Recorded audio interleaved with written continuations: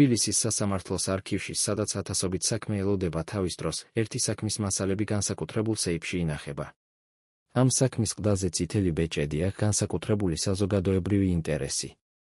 როდესაც გახსნი ამ საქმეს, პირველ გვერდზე ხედავთ ციფრს, რომელიც შეუძლებელია დაივიწყო, 30 მილიონი ლარი. ეს არის ფული, რომელიც გაქრა. ეს არის ფული, რომელიც ათასობით ოჯახმა დაკარგა. ეს არის ფული, რომელმაც ერთი ადამიანის ცხოვრება ტრაგედიად აქცია. მაგრამ ყველაზე საინტერესო ის არის, რომ ამ საქმის მასალებში 3 გვერდი აკლია. 3 გვერდი, რომელიც ამოღებულია უცნობი ხელით. რა იყო ამ გვერდებზე? ვინ მოიპარა ისინი? და რატომ ამ დოკუმენტების გაქრობამ მთელი საქმის მსვლელობა შეცვალა? დღეს პირველად ჩვენ ვიტყვით იმ ისტორიას, რომელიც ამ 3 გვერდზე იყო დაწერილი. წარმოიდგინეთ ადამიანი, რომელიც მთელი ცხოვრება სოციალური სამართლიანობის იდეას ქადაგებდა. წარმოიდგინეთ პოლიტიკოსი, რომელიც პარლამენტის ტრიბუნიდან ღარიბთა უფლებებზე საუბრობდა. წარმოიდგინეთ ლიდერი, რომლის პარტიის სახელწოდებაში თავად სიტყვა სოციალისტური იყო ჩაწერილი. ახლა წარმოიდგინეთ, რომ ამ ადამიანის ოჯახი ქმნის უზარმაზარ სამშენებლო იმპერიას, რომელიც ათასობით ადამიანს პირდება ბინებს, იღებს მათ ფულს და შემდეგ უბრალოდ ქრება. ეს არ არის ფანტაზია. ეს არის ვახტანგ რჩეულიშვილის ისტორია, ადამიანისა, რომელიც იყო საქართველოს პარლამენტის ვიცე-სპიკერი, სოციალისტური პარტიის ლიდერი და ამავე დროს იმ ბიზნეს იმპერიის ოჯახის წევრი, რომელმაც ქვეყანაში ერთ-ერთი უდიდესი ფინანსური სკანდალი გამოიწვია. როდესაც 1916 წლის 11 ივლისს თბილისის პოლიციამ დააკავა ცენტრ პოინტ გრუპის თანამშრომლები, ქალაქი გაოცებულიყო. არა იმიტომ, რომ კომპანია პრობლემებში იყო, ამის შესახებ ხმები უკვე თვეებია ვრცელდებოდა. არამედ იმიტომ, რომ ამ კომპანიის უკან იდგა ის ოჯახი, რომლის ერთი წევრი პარლამენტში ხალხის ინტერესებს იცავდა. როგორ შეიძლებოდა, რომ სოციალური სამართლიანობის მქადაგებელი ოჯახში ყოფილიყო, სადაც ხალხის ფული ქრებოდა? ეს იყო კითხვა, რომელიც მთელმა საქართველომ დაისვა. მაგრამ პასუხი, როგორც ყოველთვის, გაცილებით უფრო რთული აღმოჩნდა, ვიდრე თავად კითხვა. ვახტანგ რჩეულიშვილი არ იყო ჩვეულებრივი პოლიტიკოსი. ის იყო იდეოლოგი, ადამიანი, რომელიც რწმენით ცხოვრობდა. მისი გამოსვლები პარლამენტში ყოველთვის ემოციური იყო, ყოველთვის გულწრფელი. ის საუბრობდა იმ საქართველოზე, სადაც სოციალური უთანასწორობა აღარ იარსებებდა, სადაც სახელმწიფო ზრუნავდა ყველაზე დაუცველებზე, სადაც კაპიტალიზმის ველური ფორმები არ გაანადგურებდა საზოგადოებას. მისი მომხრეები ამბობდნენ, რომ ის იყო ბოლო რომანტიკოსი საქართველოს პოლიტიკაში. მისი მოწინააღმდეგეები ამბობდნენ, რომ ის იყო უტოპისტი, რომელიც არ ესმოდა თანამედროვე რეალობა.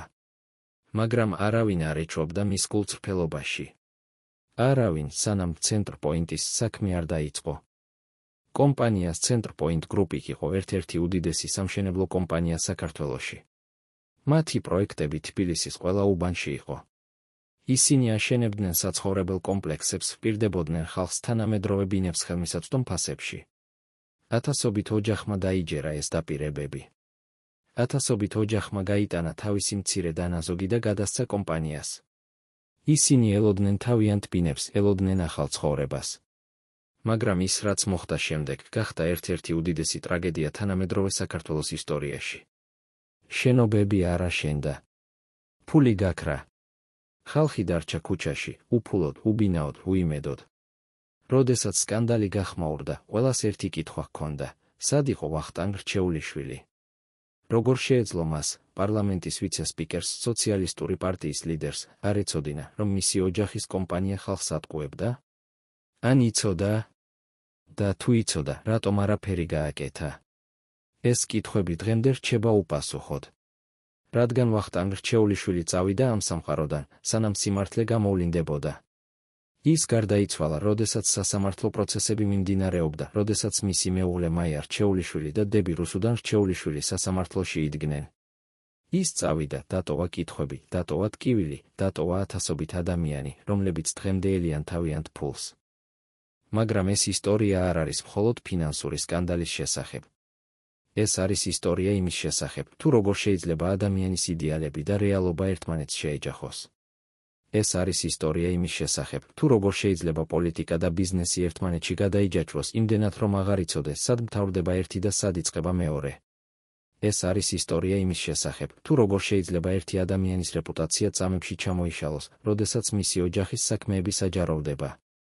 და ყველაზე მთავარი, ეს არის ისტორია იმ ათასობით ადამიანის შესახებ, რომლებმაც დაკარგეს ყველაფერი და დღემდეელიან სამართლიანობას. რა მოხდა სინამდვილეში ცენტრ-პოინტში? იცოდა თუ არა ვახტანგ რჩეულიშვილმა თავისი ოჯახის კომპანიის რეალური მდგომარეობა? იყო თუ არა ის მსხვერპლი თავისივე ოჯახის ამბიციებისა? თუ იყო ის თანამონაწილე იმ სქემაში, რომელმაც ათასობით ადამიანი გაღატაკა? ეს კითხვები დღემდე რჩება ღია. მაგრამ დღეს პირველად ჩვენ შევეცდებით ამ კითხვებზე პასუხის გაცემას. ჩვენ მოვიყვანთ ფაქტებს, დოკუმენტებს, მოწმეთა ჩვენებებს. ჩვენ გაგიამბებთ ისტორიას, რომელიც საქართველომ არასოდეს დაივიწყებს. პირველად 25 წლის განმავლობაში ადამიანი, რომელიც პასუხისმგებელი იყო ვახტანგ რჩეულიშვილის პოლიტიკურ კამპანიებზე, თანახმა გახდა კამერების წინ ისაუბროს. ის, ვინც ახლოს იყო რჩეულიშვილთან, ვინც ხედავდა მის ყოველდღიურ ცხოვრებას, ვინც იცნობდა მის ოჯახს და მის ბიზნესს. ის, რაც ის გვიამბობს, შეცვლის ყველაფერს, რასაც ფიქრობთ, რომ იცით ამ ისტორიის შესახებ. მისი სიტყვები არის ფანჯარა იმ სამყაროში, რომელიც დახურული იყო საზოგადოებისთვის.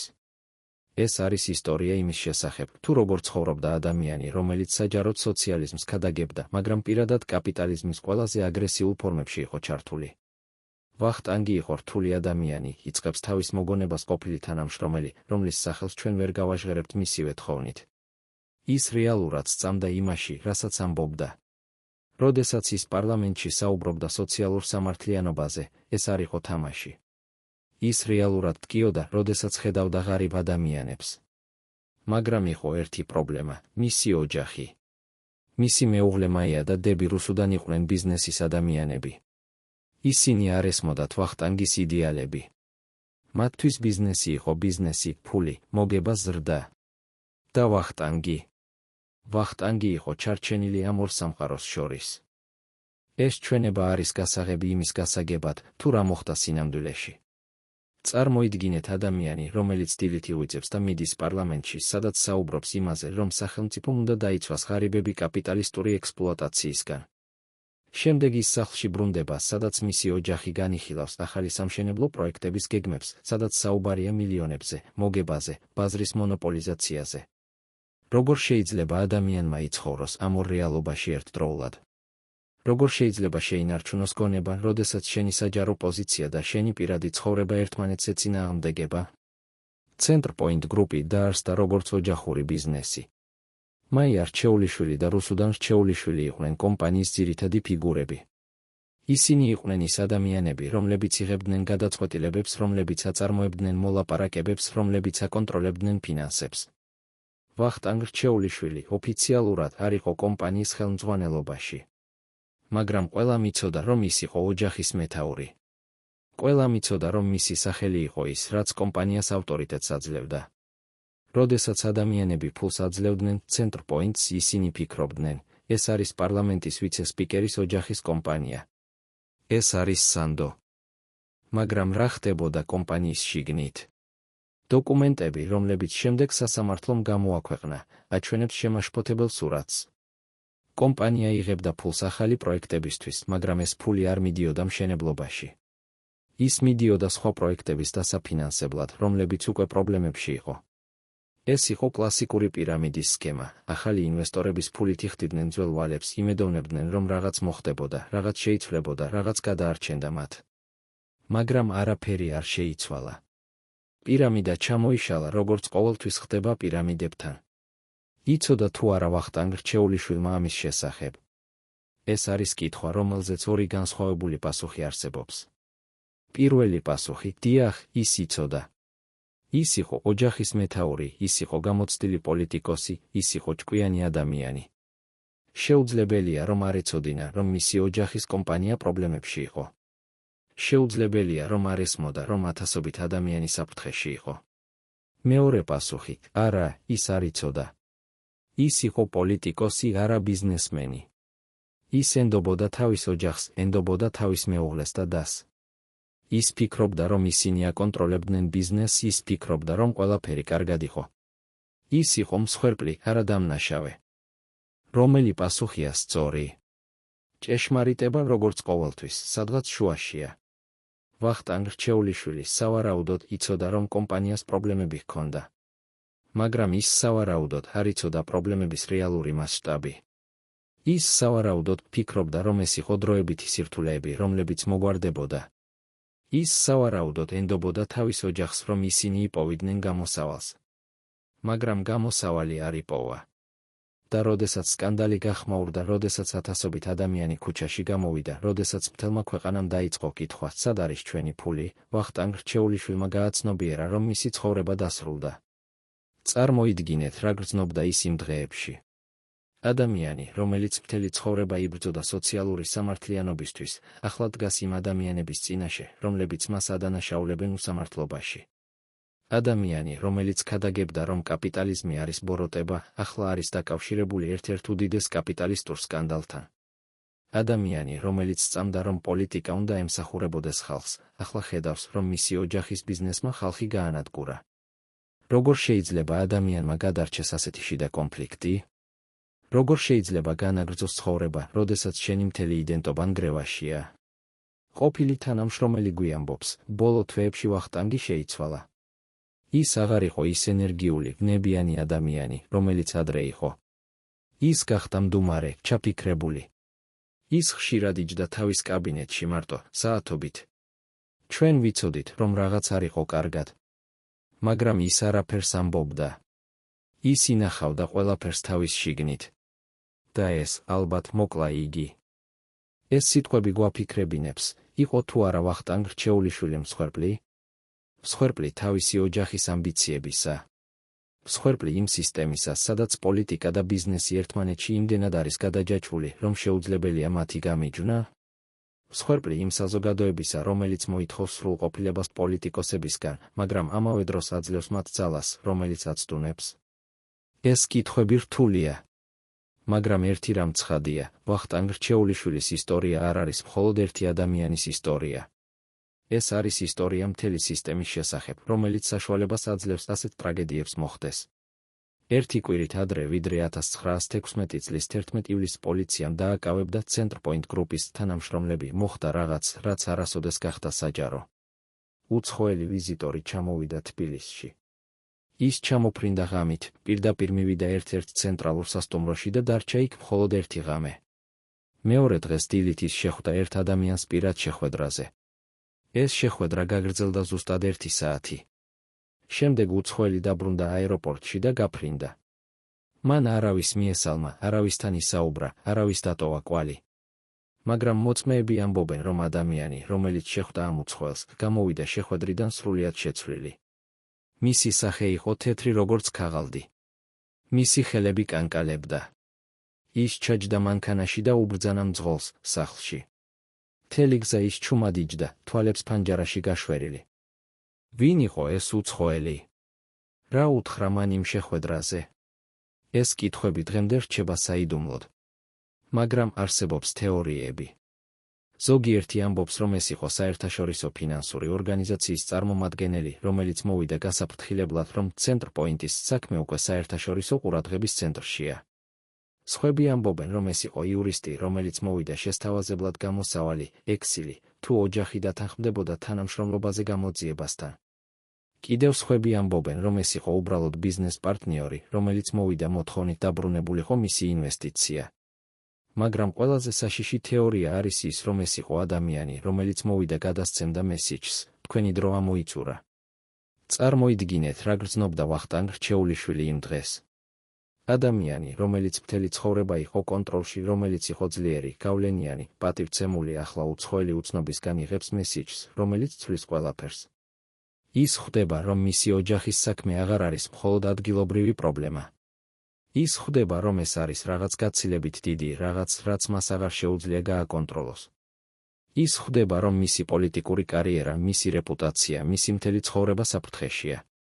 და ყველაზე საშინელი, ის ხვდება, რომ ის ვერაფერს შეცვლის. ამ შეხვედრის შემდეგ ვახტანგ რჩეულიშვილმა დაიწყო ცვლილებები თავის ყოველდღიურ ცხოვრებაში. მოწმეები ამბობენ, რომ მან შეცვალა თავისი პირადი დაცვის გუნდი. ის, რომელიც წლებია მასთან მუშაობდა, უეცრად შეიცვალა ახალი ადამიანებით. რატომ? რას ეშინოდა? ვისგან იცავდა თავს? ეს კითხვები ქმნის ატმოსფეროს პარანოიისა და შიშისა. ადამიანი, რომელიც ადრე თავდაჯერებული და ღია იყო, ახლა გახდა ეჭვიანი და დახურული. ის იწყებდა ხედვას მტრებს ყველგან. ის იწყებდა ფიქრს, რომ ყველა მის წინააღმდეგ იყო შეთქმული. მაგრამ ყველაზე საინტერესო დეტალი არის ის, რომ ამ შეხვედრის შემდეგ ვახტანგ რჩეულიშვილმა დაიწყო პირადი არქივის მომზადება. ის დაიწყო დოკუმენტების შეგროვება, ჩანაწერების გაკეთება, მასალების სისტემატიზება. რას აკეთებდა ის? ემზადებოდა თუ არა თავდაცვისთვის? აპირებდა თუ არა საჯაროდ გამოსვლას და ყველაფრის გამხელას? თუ უბრალოდ ცდილობდა დაეფიქსირებინა თავისი ვერსია მოვლენებისას, სანამ ძალიან გვიან არ იქნებოდა?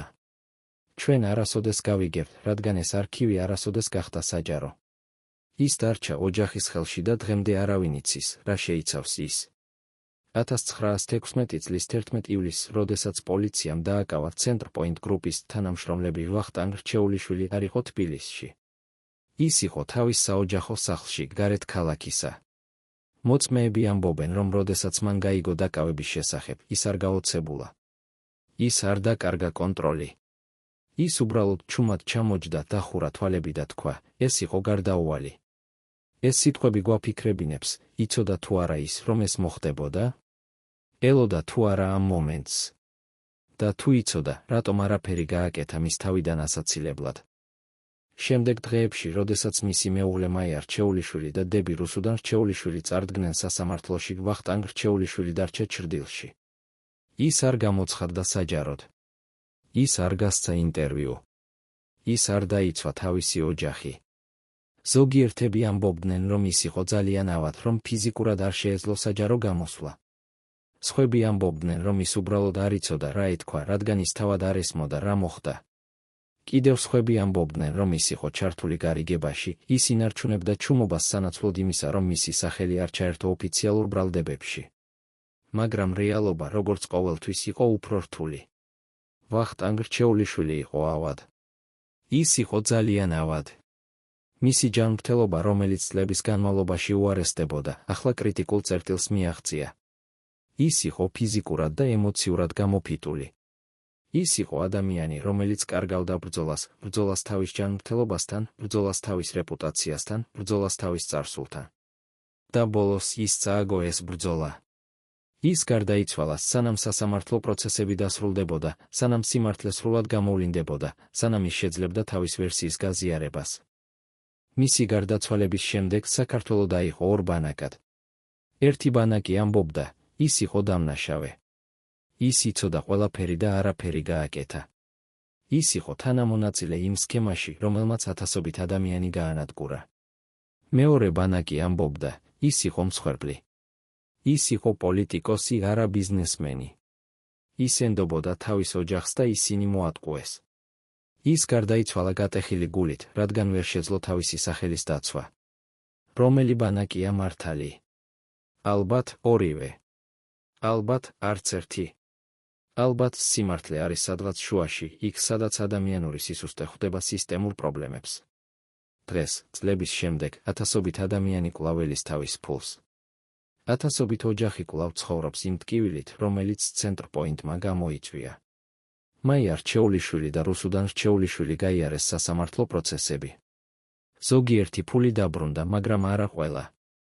ზოგიერთი ადამიანი მიიღო კომპენსაცია, მაგრამ არა ყველა.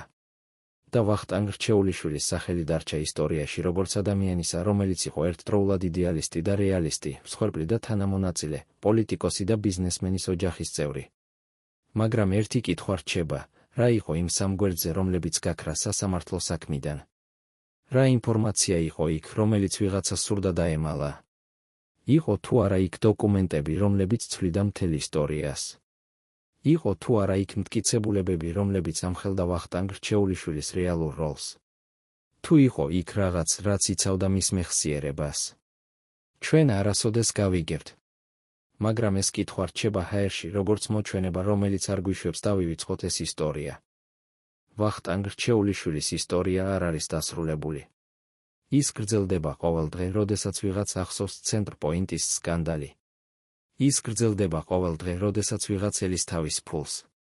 ის გრძელდება ყოველ დღე, როდესაც ვიღაც ფიქრობს იმაზე, თუ როგორ შეიძლება პოლიტიკა და ბიზნესი ერთმანეთში გადაიჯაჭვოს იმდენად, რომ შეუძლებელი ხდება მათი გამიჯვნა. ეს არის ისტორია, რომელიც გვასწავლის, რომ იდეალები და რეალობა ხშირად ერთმანეთს ეწინააღმდეგება. ეს არის ისტორია, რომელიც გვასწავლის, რომ ადამიანი შეიძლება იყოს ერთდროულად კარგი და ცუდი, მსხვერპლი და დამნაშავე. ეს არის ისტორია, რომელიც გვასწავლის, რომ სიმართლე ყოველთვის არ არის შავ-თეთრი. და ახლა, როდესაც თქვენ იცით ეს ყველაფერი, კითხვა რჩება, რას ფიქრობთ თქვენ?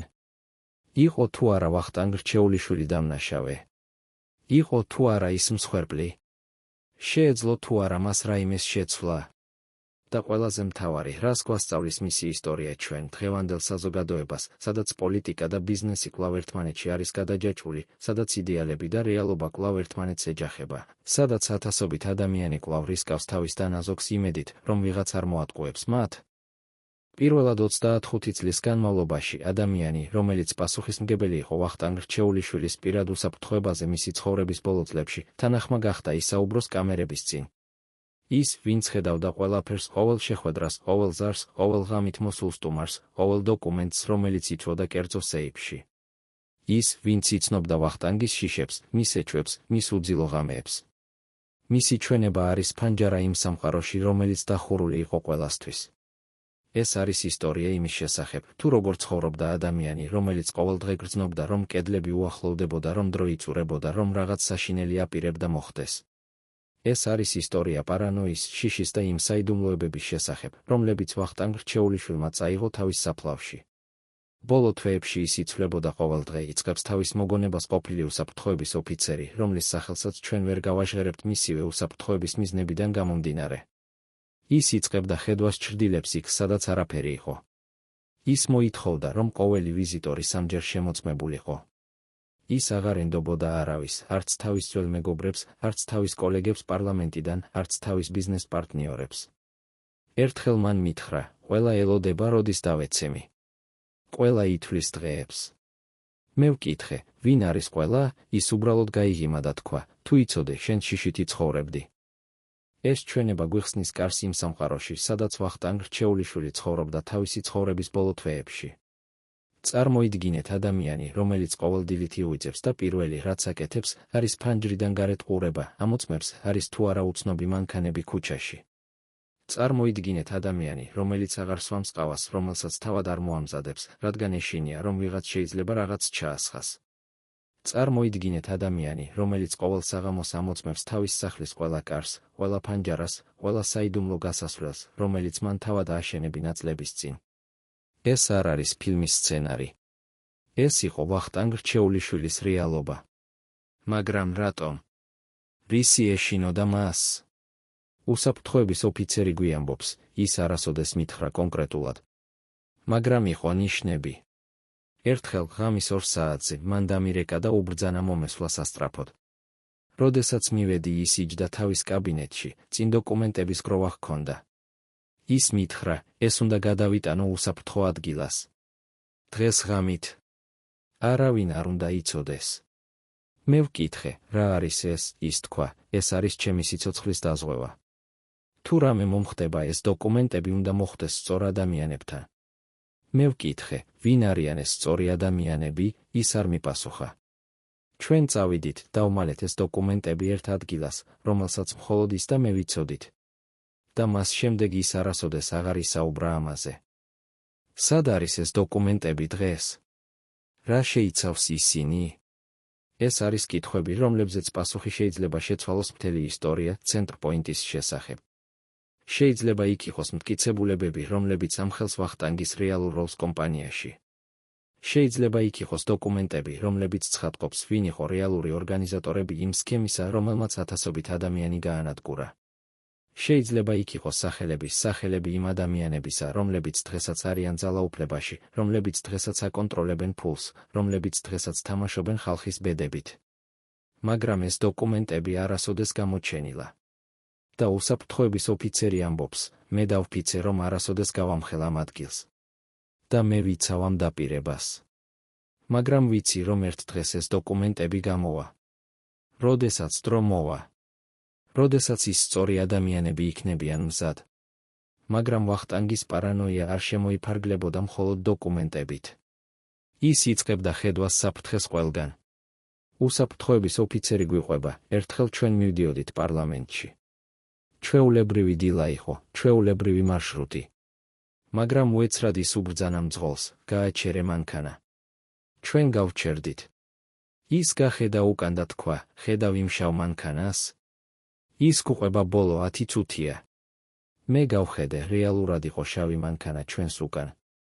მაგრამ ეს იყო ჩვეულებრივი მანქანა, ჩვეულებრივი მძღოლით. მე ვუთხარი, ბატონო, ეს უბრალოდ ვიღაც მიდის იმავე მიმართულებით. ის თქვა, არა. ისინი გვყვებიან. შეცვალე მარშრუტი. ჩვენ შევცვალეთ მარშრუტი. და იცით რა? ის შავი მანქანა რეალურად გაგყვა. ის გაგყვა 10 წუთის განმავლობაში, სანამ არ გავჩერდით პოლიციის განყოფილების წინ. მხოლოდ მაშინ გაქრა ის. ვინ იყო იმ მანქანაში? რატომ აკვირდებოდნენ ვახტანგს? ეს იყო რეალური საფრთხე თუ მხოლოდ მისი წარმოსახვა? უსაფრთხოების ოფიცერი ამბობს, მე არ ვიცი. მაგრამ ის, რაც ვიცი, არის ის, რომ ვახტანგი არ იყო გიჟი. ის იყო გამოცდილი პოლიტიკოსი, ადამიანი, რომელიც წლების განმავლობაში იცხოვრა ძალაუფლების სამყაროში. ის იცოდა, როგორ მუშაობს ეს სისტემა. ის იცოდა, რომ როდესაც ვიღაც ხდება პრობლემა, ამ პრობლემას აქვს ორი გზა, ან გაქრება, ან ჩუმდება. და ვახტანგი არ აპირებდა გაქრებას. ამიტომ ის ცდილობდა დაეცვა თავისი თავი. მაგრამ ყველაზე საინტერესო დეტალი არის ის, რომ ვახტანგ რჩეულიშვილმა დაიწყო შეხვედრები ადამიანებთან, რომლებთანაც ადრე არასოდეს ხვდებოდა.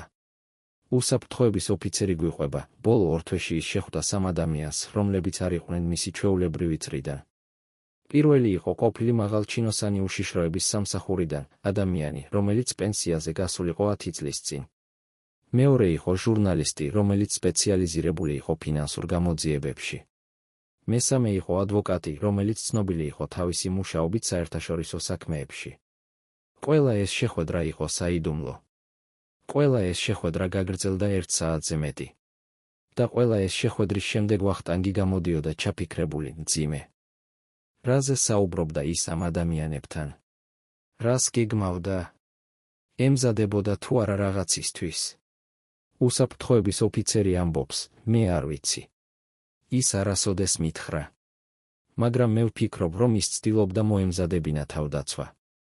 ის ცდილობდა შეექმნა გეგმა, როგორ გადაერჩინა თავისი რეპუტაცია, როგორ დაეცვა თავისი ოჯახი, როგორ გამოეტანა სიმართლე.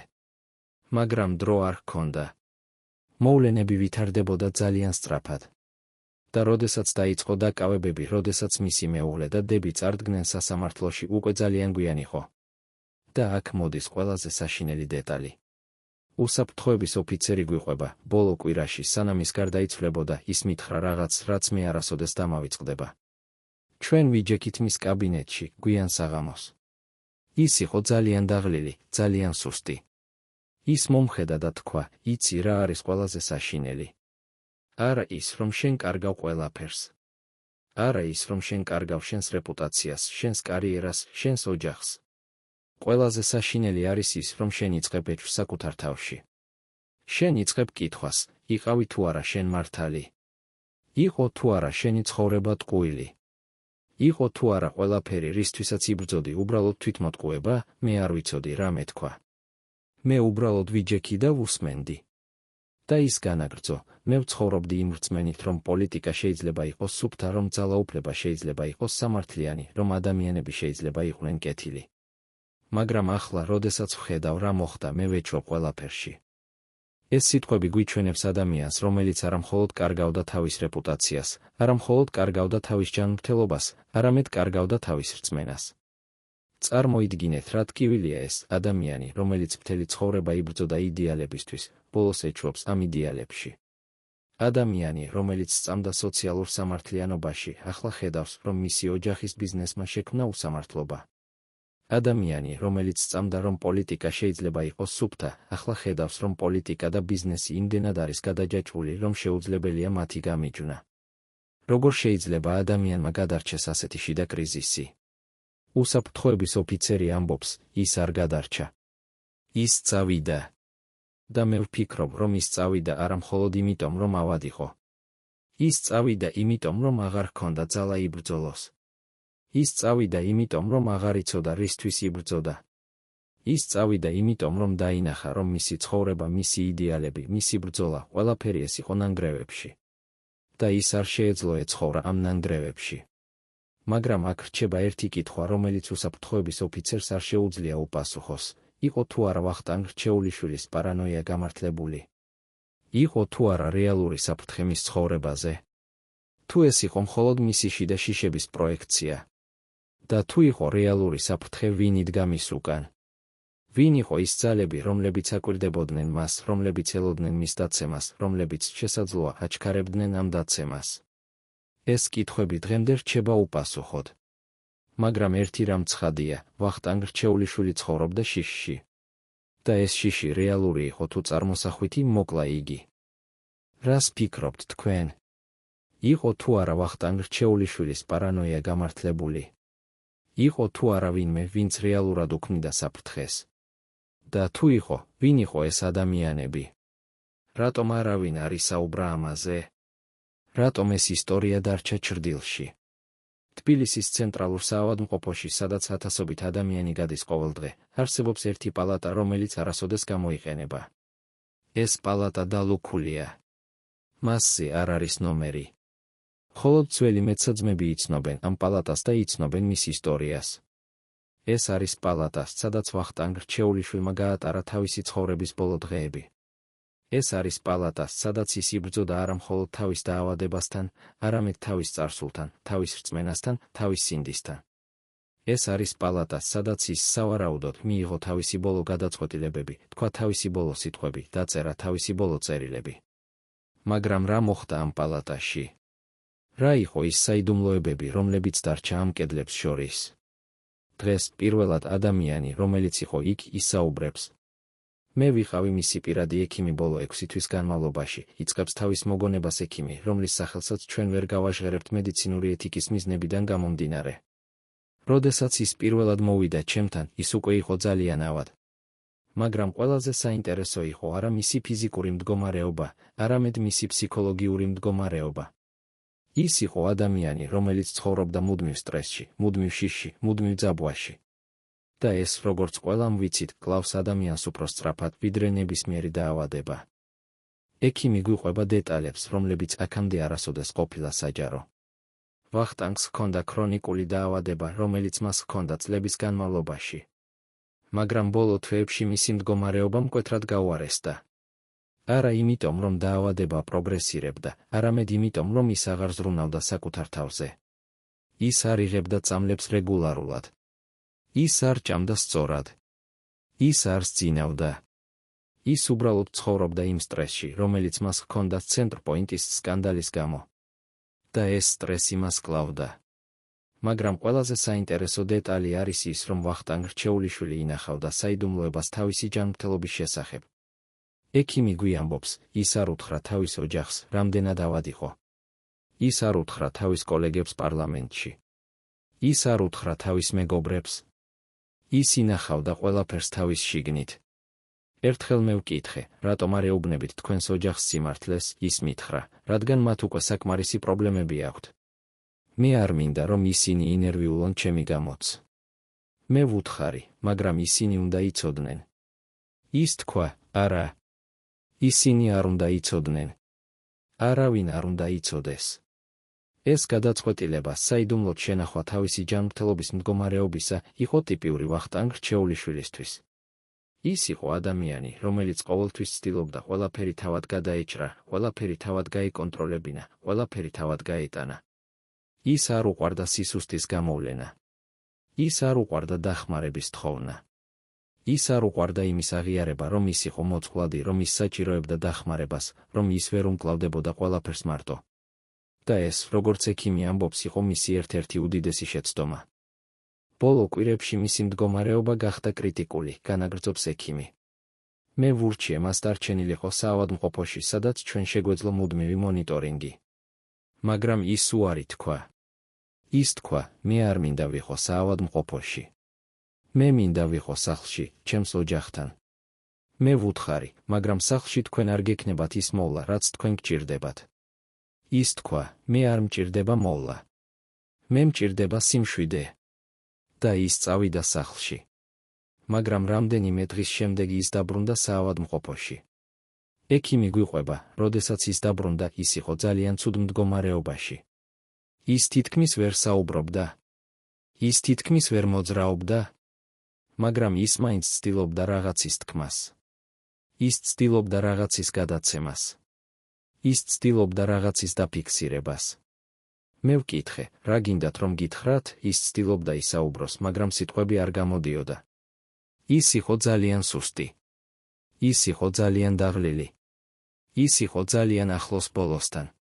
და აქ მოდის ყველაზე საიდუმლო დეტალი. ექიმი გვიამბობს, ბოლო ღამეს, სანამ ის გარდაიცვლებოდა, ის მომთხოვა ქაღალდი და კალამი. მე მივეცი. ის დაწერა რაღაც. ის დაწერა რამდენიმე სტრიქონი. შემდეგ ის დაკეცა ეს ქაღალდი და მომცა. ის თქვა, ეს უნდა მიეცეს ერთ ადამიანს. მხოლოდ ერთ ადამიანს. არავის სხვას. მე ვკითხე, ვის? ის თქვა სახელი. მე დავპირდი, რომ გადავცემდი. მაგრამ მეორე დღეს დილით, როდესაც მე მოვედი მის პალატაში, ის უკვე წასულიყო. ვინ იყო ეს ადამიანი? რა იყო დაწერილი იმ ქაღალდზე? ექიმი ამბობს, მე არ შემიძლია გითხრათ. მე დავპირდი. და მე ვიცავ ამ დაპირებას. მაგრამ ვიცი, რომ ის ქაღალდი მივიდა იმ ადამიანთან. და ვიცი, რომ ის ქაღალდი შეიცავს რაღაცას, რაც შეიძლება შეცვალოს მთელი ისტორია ცენტრ პოინტის შესახებ. მაგრამ ეს ადამიანი არ გამოვიდა საჯაროდ. ეს ადამიანი არ გაამხილა ის, რაც იყო დაწერილი. და მე არ ვიცი რატომ. ეს ჩვენება ქმნის კიდევ ერთ საიდუმლოებას ვახტანგ რჩეულიშვილის ისტორიაში. რა იყო ის ბოლო მესიჯი, რომელიც მან დატოვა? იყო თუ არა ეს აღიარება? იყო თუ არა ეს ბოდიში? იყო თუ არა ეს ბრძანება? იყო თუ არა ეს გამხელა? ჩვენ არასოდეს გავიგებთ, თუ ის ადამიანი, ვისაც ეს წერილი მიეცა, არ გადაწყვეტს საჯაროდ გამოსვლას. მაგრამ ექიმი გვიამბობს კიდევ ერთ დეტალს, რომელიც შესაძლოა გვაძლევს მინიშნებას. ბოლო დღეებში ვახტანგი ხშირად საუბრობდა თავის ოჯახზე. ის საუბრობდა თავის მეუღლეზე მაიაზე, თავის დაზე რუსუდანზე. ის საუბრობდა იმაზე, თუ როგორ შეხვდა მაიას, როგორ შეუყვარდა, როგორ ააშენეს ერთად ოჯახი. ის საუბრობდა იმაზე, თუ როგორ იყო რუსუდანი ყოველთვის ძლიერი, ყოველთვის გადამწყვეტი, ყოველთვის ბიზნესის ადამიანი. ის საუბრობდა იმაზე, თუ როგორ ცდილობდა ის შეენარჩუნებინა ბალანსი თავის პოლიტიკურ კარიერასა და თავის ოჯახურ ცხოვრებას შორის. და ის საუბრობდა იმაზე, თუ როგორ ვერ შეძლო ამის გაკეთება. ეს სიტყვები გვიჩვენებს ადამიანს, რომელიც ბოლომდე ცდილობდა გაეგო რა მოხდა. ადამიანს, რომელიც ცდილობდა იპოვა პასუხები იმ კითხვებზე, რომლებიც მას აწამებდა. ადამიანს, რომელიც ცდილობდა შეერიგებინა თავისი იდეალები თავის რეალობასთან. მაგრამ ის ვერ შეძლო. ის წავიდა, დატოვა კითხვები, დატოვა საიდუმლოებები, დატოვა ტკივილი. ექიმი ამბობს, ბოლო სიტყვები, რომლებიც მან თქვა იყო, მე ვცადე. მე რეალურად ვცადე. მე ვკითხე, რა ცადეთ? ის თქვა, ყველაფერი. მე ვცადე ყველაფერი. და შემდეგ ის დახურა თვალები. და აღარ გახსნა. ეს სიტყვები, მე ვცადე ყველაფერი არის ის, რაც რჩება ჩვენთან ვახტანგ რჩეულიშვილის შესახებ. ადამიანი, რომელიც ცდილობდა იყოს იდეალისტი კაპიტალისტურ სამყაროში. ადამიანი, რომელიც ცდილობდა იყოს პოლიტიკოსი ბიზნესმენების ოჯახში. ადამიანი, რომელიც ცდილობდა შეენარჩუნებინა თავისი რწმენა, როდესაც ყველაფერი მის გარშემო ინგრეოდა. ის ცდილობდა. მაგრამ ის ვერ შეძლო. რას ფიქრობთ თქვენ? იყო თუ არა ვახტანგ რჩეულიშვილის ცდა საკმარისი? უნდა ეცადა თუ არა მეტი? შეეძლო თუ არა მას რაიმეს შეცვლა? თუ ის იყო უბრალოდ ადამიანი, რომელიც ჩაერთო სიტუაციაში, რომელიც მისი კონტროლის მიღმა იყო. წარმოიდგინეთ, რომ თქვენ ხართ ერთ-ერთი იმ 12 ადამიანისგან, რომლებმაც იცოდნენ ყველაფერი ვახტანგ რჩეულიშვილის შესახებ, ყოველი საიდუმლო შეხვედრა, ყოველი ფინანსური გარიგება, ყოველი პოლიტიკური გეგმა, ყოველი ოჯახური კონფლიქტი. წარმოიდგინეთ, რომ თქვენ იცოდით, რა რეალურად ხდებოდა ცენტრ პოინტ გრუპში, ვინ იღებდა გადაწყვეტილებებს, სად მიდიოდა ფული, რატომ ვერ აშენდა შენობები. წარმოიდგინეთ, რომ თქვენ იცოდით სიმართლე, მთელი სიმართლე, არაფერი გარდა სიმართლისა. ახლა წარმოიდგინეთ, რომ თქვენ უნდა აირჩიოთ, ან ისაუბროთ და გაანადგუროთ ადამიანები, რომლებსაც თქვენ უყვართ, ან დაჩუმდეთ და იცხოვროთ იმ ტვირთით, რომელიც თქვენს სინდისს აწვება. რას აირჩევდით თქვენ? ეს არის არჩევანი, რომელიც გააკეთა ერთმა ადამიანმა, რომელიც იყო ვახტანგ რჩეულიშვილის უახლოესი წრიდან და რომელიც დღეს პირველად ისაუბრებს. მე ვიყავი ვახტანგის პოლიტიკური მრჩეველი 15 წლის განმავლობაში, იწყებს თავის მოგონებას ადამიანი, რომლის სახელსაც ჩვენ ვერ გავაჟღერებთ მისივე უსაფრთხოების მიზნებიდან გამომდინარე. მე ვიცნობდი მას უკეთ, ვიდრე ბევრი ადამიანი მის ოჯახიდან. მე ვიცოდი მისი ოცნებები, მისი შიშები, მისი ეჭვები, მისი იმედები. მე ვიცოდი, რა აწამებდა მას ღამით, რა აფიქრებდა მას დილით, რა აბედნიერებდა მას და რა აღიზიანებდა მას. და მე ვიცოდი ერთი რამ, რაც ბევრმა არ იცის, ვახტანგ რჩეულიშვილი არ იყო დამნაშავე. ის იყო მსხვერპლი. ეს განცხადება არის პირდაპირი გამოწვევა იმ ნარატივისთვის, რომელიც დომინირებს საზოგადოებაში. ბევრი ადამიანი ფიქრობს, რომ ვახტანგ რჩეულიშვილი იყო თანამონაწილე ცენტრპოინტის სქემაში, რომ ის იცოდა ყველაფერი და არაფერი გააკეთა. მაგრამ ეს ადამიანი, რომელიც იყო მის გვერდით 15 წლის განმავლობაში, ამბობს სხვაგვარად. ის ამბობს, რომ ვახტანგი იყო მსხვერპლი თავისი ოჯახის ამბიციებისა, მსხვერპლი იმ სისტემისას, სადაც პოლიტიკა და ბიზნესი ერთმანეთში გადაჯეჭვულია, მსხვერპლი იმ საზოგადოებისა, რომელიც მოითხოვს სრულყოფილებას, მაგრამ არ იძლევა მხარდაჭერას. ვახტანგი არ იყო ბიზნესმენი, განაგრძობს პოლიტიკური მრჩეველი. ის იყო იდეოლოგი, მოაზროვნე, ოცნების ადამიანი. ის რეალურად სწამდა სოციალიზმში, რეალურად სწამდა სოციალურ სამართლიანობაში, რეალურად სწამდა, რომ პოლიტიკა უნდა ემსახურებოდეს ხალხს. მაგრამ მისი ოჯახი იყო სხვაგვარი. მისი მეუღლე მაია და დები რუსუდან იყვნენ ბიზნესის ადამიანები. ისინი იყვნენ პრაგმატულები, გადამწყვეტები, ამბიციური. ისინი ხედავდნენ შესაძლებლობებს იქ, სადაც ვახტანგი ხედავდა პრობლემებს. ისინი ხედავდნენ მოგებას იქ, სადაც ვახტანგი ხედავდა რისკებს. და ეს იყო მუდმივი კონფლიქტის წყარო. ეს ჩვენება გვაძლევს ახალ პერსპექტივას ვახტანგ რჩეულიშვილის ოჯახურ დინამიკაზე. ბევრი ადამიანი ფიქრობს, რომ ვახტანგი იყო ოჯახის მეთაური, რომ ის იღებდა გადაწყვეტილებებს, რომ ის აკონტროლებდა ბიზნესს. მაგრამ პოლიტიკური მრჩეველი ამბობს, რომ რეალობა იყო სხვაგვარი. ვახტანგი არ აკონტროლებდა ცენტრპოინტს. ის არც კი იყო ჩართული ყოველდღიურ ოპერაციებში. ის იყო პოლიტიკოსი, ის ატარებდა დროს პარლამენტში, შეხვედრებზე, კამპანიებში. ბიზნესს აწარმოებდნენ მაია და რუსუდან. ისინი იღებდნენ გადაწყვეტილებებს, ისინი აწარმოებდნენ მოლაპარაკებებს, ისინი აკონტროლებდნენ ფინანსებს. ვახტანგი უბრალოდ ენდობოდა მათ. ის ფიქრობდა, რომ ისინი იცოდნენ, რას აკეთებდნენ. მაგრამ როდის გაიგო ვახტანგმა, რომ რაღაც არ იყო კარგად? პოლიტიკური მრჩეველი გვიყვება, პირველი ნიშნები გამოჩნდა დაახლოებით 1 წლით ადრე, ვიდრე სკანდალი გახმაურდებოდა.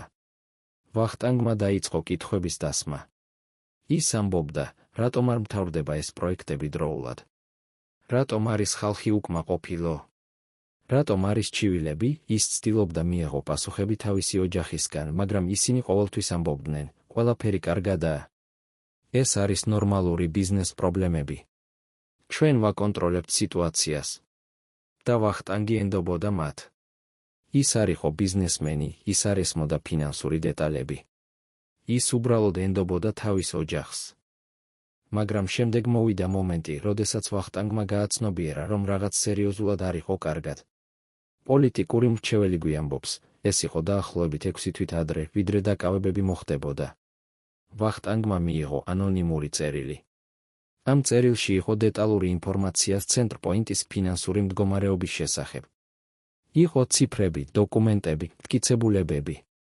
ეს წერილი აჩვენებდა, რომ კომპანია იყო ღრმა კრიზისში, რომ ფული, რომელიც მოდიოდა ახალი ინვესტორებისგან, მიდიოდა ძველი ვალების დასაფარად, რომ ეს იყო კლასიკური პირამიდის სქემა. ვახტანგი იყო შოკში.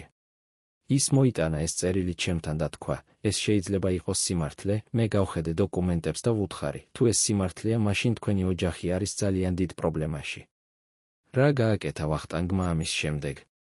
პოლიტიკური მრჩეველი გვიყვება, ის დაუყოვნებლივ შეხვდა თავის მეუღლეს და დას. ის აჩვენა მათ ეს წერილი და მოითხოვა ახსნა განმარტება. ისინი უარყვეს ყველაფერი. ისინი თქვეს, რომ ეს იყო ტყუილი, რომ ეს იყო მათი კონკურენტების მიერ გავრცელებული დეზინფორმაცია, რომ ეს იყო მცდელობა მათი რეპუტაციის დაზიანებისა.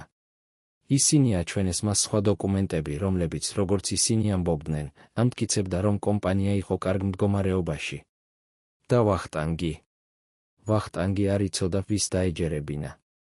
ის იყო ჩარჩენილი ორ რეალობას შორის, ერთი რეალობა, რომელსაც აჩვენებდა ანონიმური წერილი, და მეორე რეალობა, რომელსაც აჩვენებდა მისი ოჯახი. ეს მომენტი იყო გადამწყვეტი ვახტანგ რჩეულიშვილის ცხოვრებაში. ის უნდა აერჩია, ან დაეჯერებინა თავისი ოჯახი, ან დაეჯერებინა ანონიმური წყარო. ის აირჩია თავისი ოჯახი. პოლიტიკური მრჩეველი ამბობს, ის არ შეეძლო სხვაგვარად. ეს იყო მისი ოჯახი, ადამიანები, რომლებსაც ის უყვარდა, რომლებთანაც ის ცხოვრობდა წლების განმავლობაში. როგორ შეეძლო მას არ დაეჯერებინა მათ? როგორ შეეძლო მას ეფიქრა, რომ ისინი ატყუებდნენ მას?